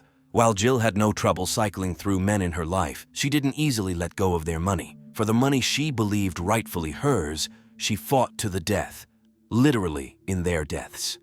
Eliza Levy was young, worked a lot, and loved adventure. She had her whole life ahead of her, but suddenly she was kidnapped by strangers. They took her deep into the forest, tied her to a tree, and threatened to brutally harm her and her family if she didn't obey. Her relatives were beside themselves with worry. An elite group of police agents got involved. But could Eliza do something herself to escape? Using an unusual tool, she put a risky plan into action. Then, one night in the dark, she noticed some lights. Was this the end of the nightmare? Or would it start again with renewed force? The 24-year-old Eliza Levy can be called a child of two worlds. Her father, James Levy, was an American born and raised on Long Island, just a few miles from New York City, while her mother, Alicia Ortiz, worked as a school teacher in Ecuador. They fell in love when James was a Peace Corps volunteer in the 1980s and soon married. Of their 4 children, 2 received dual citizenship in both the U.S. and Ecuador. James believed that raising their children in the U.S. was best, but he unexpectedly found them drawn to the peaceful, slow-paced life of South America. So the couple built a home in the middle of the Ecuadorian jungle, just across the border from Colombia. Together, they founded the organization Al Tropico to protect the invaluable tropical forest surrounding them. Eliza, the eldest of the 2, adored life in the wilderness. Her adventurous spirit kept her constantly on the move, always ready to search for new bird species or explore uncharted territory. When she returned to Ecuador, she enrolled in university, where she studied botany and biology. It was here that she found a serious passion: cycling. She organized weekly races through the streets of Quito and took long trips across the country. Her other passion became Al Tropico, the group founded by her father. She volunteered, guiding school children through the jungle, teaching them to identify hundreds of species of local birds. The dense jungles of Ecuador are home to many plants and birds, but they also provide the perfect hideout for criminals. and the country's northern border is notorious for its security problems. Illegal militarized Colombian organizations smuggle contraband and prohibited substances into Ecuador and often use small villages on the Ecuadorian side as refueling stations. In 2009, the most infamous of these organizations was FARC, Colombia's left-wing extremist guerrilla group, the Revolutionary Armed Forces of Colombia. It was FARC that held politician Ingrid Betancourt hostage in the jungle for 6 years, a story that spread across the world. However, when you grow up in a region, even one as troubled as this, life from the inside often feels completely different. This is why Eliza never felt unsafe in any part of Ecuador. And it was precisely for this reason that she suspected nothing when a man called her, explaining that he was from her hometown and, as an official, wanted to launch a new bird research project in another city near the Colombian border. Eliza agreed to meet him to discuss the details, as long as he sent a driver to pick her up. They settled on that arrangement. On Saturday, October 17, 2009, one of Eliza's brothers dropped her off at the meeting spot with the driver of an Isuzu Trooper. Eliza got into the SUV, but before doing so, she asked her brother to write down the vehicle's license plate number just in case. At first, everything seemed normal. The driver was calm and friendly, but an hour into the drive, he picked up 2 strangers, claiming they needed a ride. In reality, they had other plans. The men pressed the barrel of a gun to Eliza's neck and demanded that she stay quiet. The strangers were driving Eliza to an unknown destination, but her family in Quito had no idea. The last they'd heard was that she was heading to a meeting about tropical birds. When she didn't return to the city as expected and failed to call, they became worried.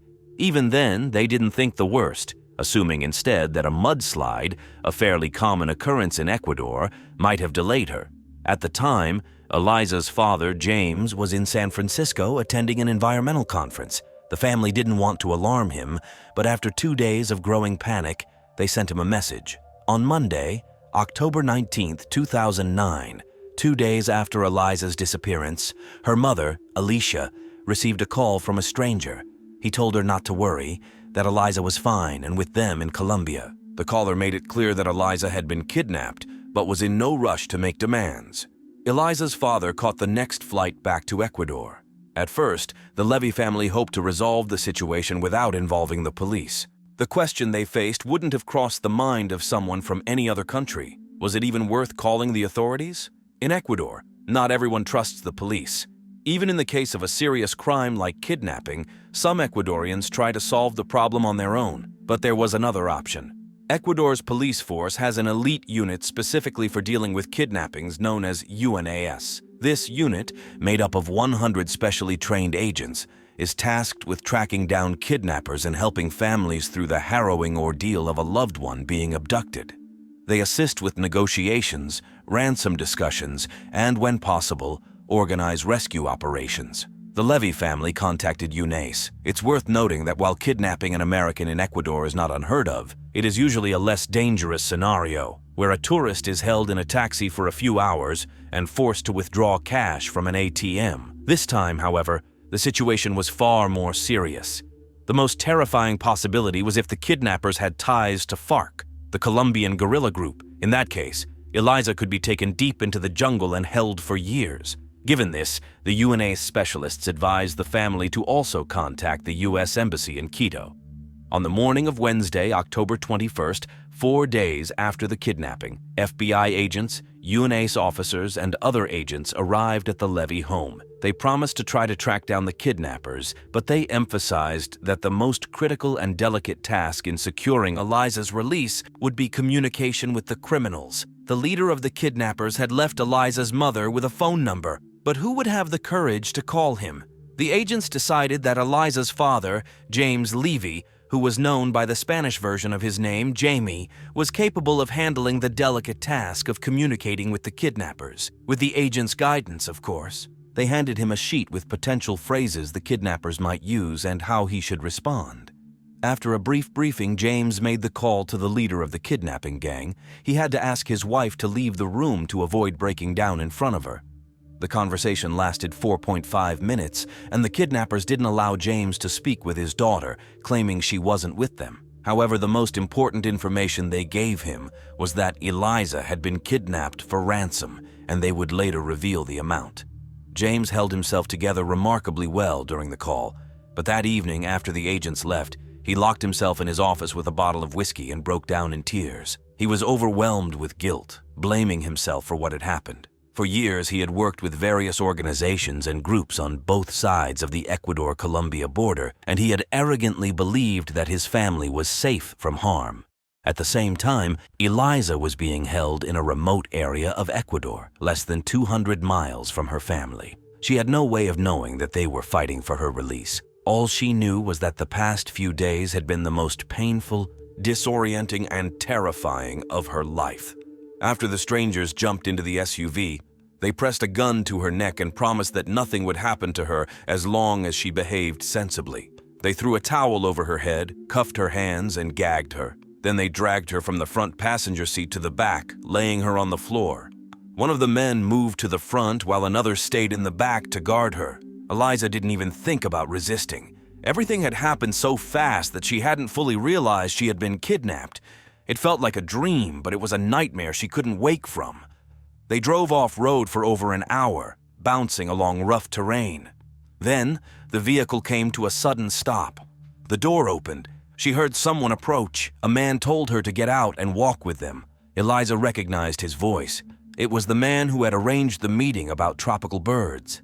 They led her somewhere to what she sensed was an even more dangerous and isolated place. From the moment she fell into the hands of her captors, Eliza resolved to remain calm and alert. She knew that one wrong move could cost her life. When the captors finally removed the blanket from her head, Eliza saw that they were heavily armed, their faces concealed by ski masks. They told her they were part of a paramilitary group and that the threat extended not only to her, but also to her family in Quito. They claimed they had stationed people around her family's home and warned that if she made any foolish moves, her family would suffer.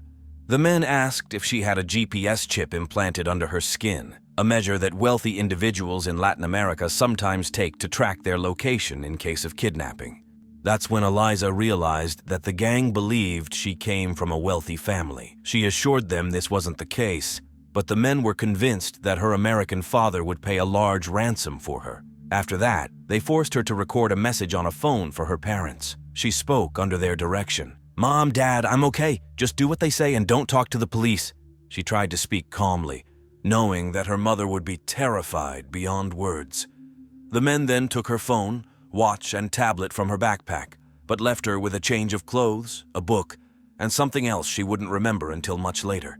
They chained her to a tree, next to which they had hastily set up an improvised tent. Under the guidance of the agents, Eliza's father, James, negotiated with the kidnappers regarding the ransom. He knew that kidnappings were common in Ecuador, but he had always believed his family wouldn't be affected, as they didn't have the money to make them targets.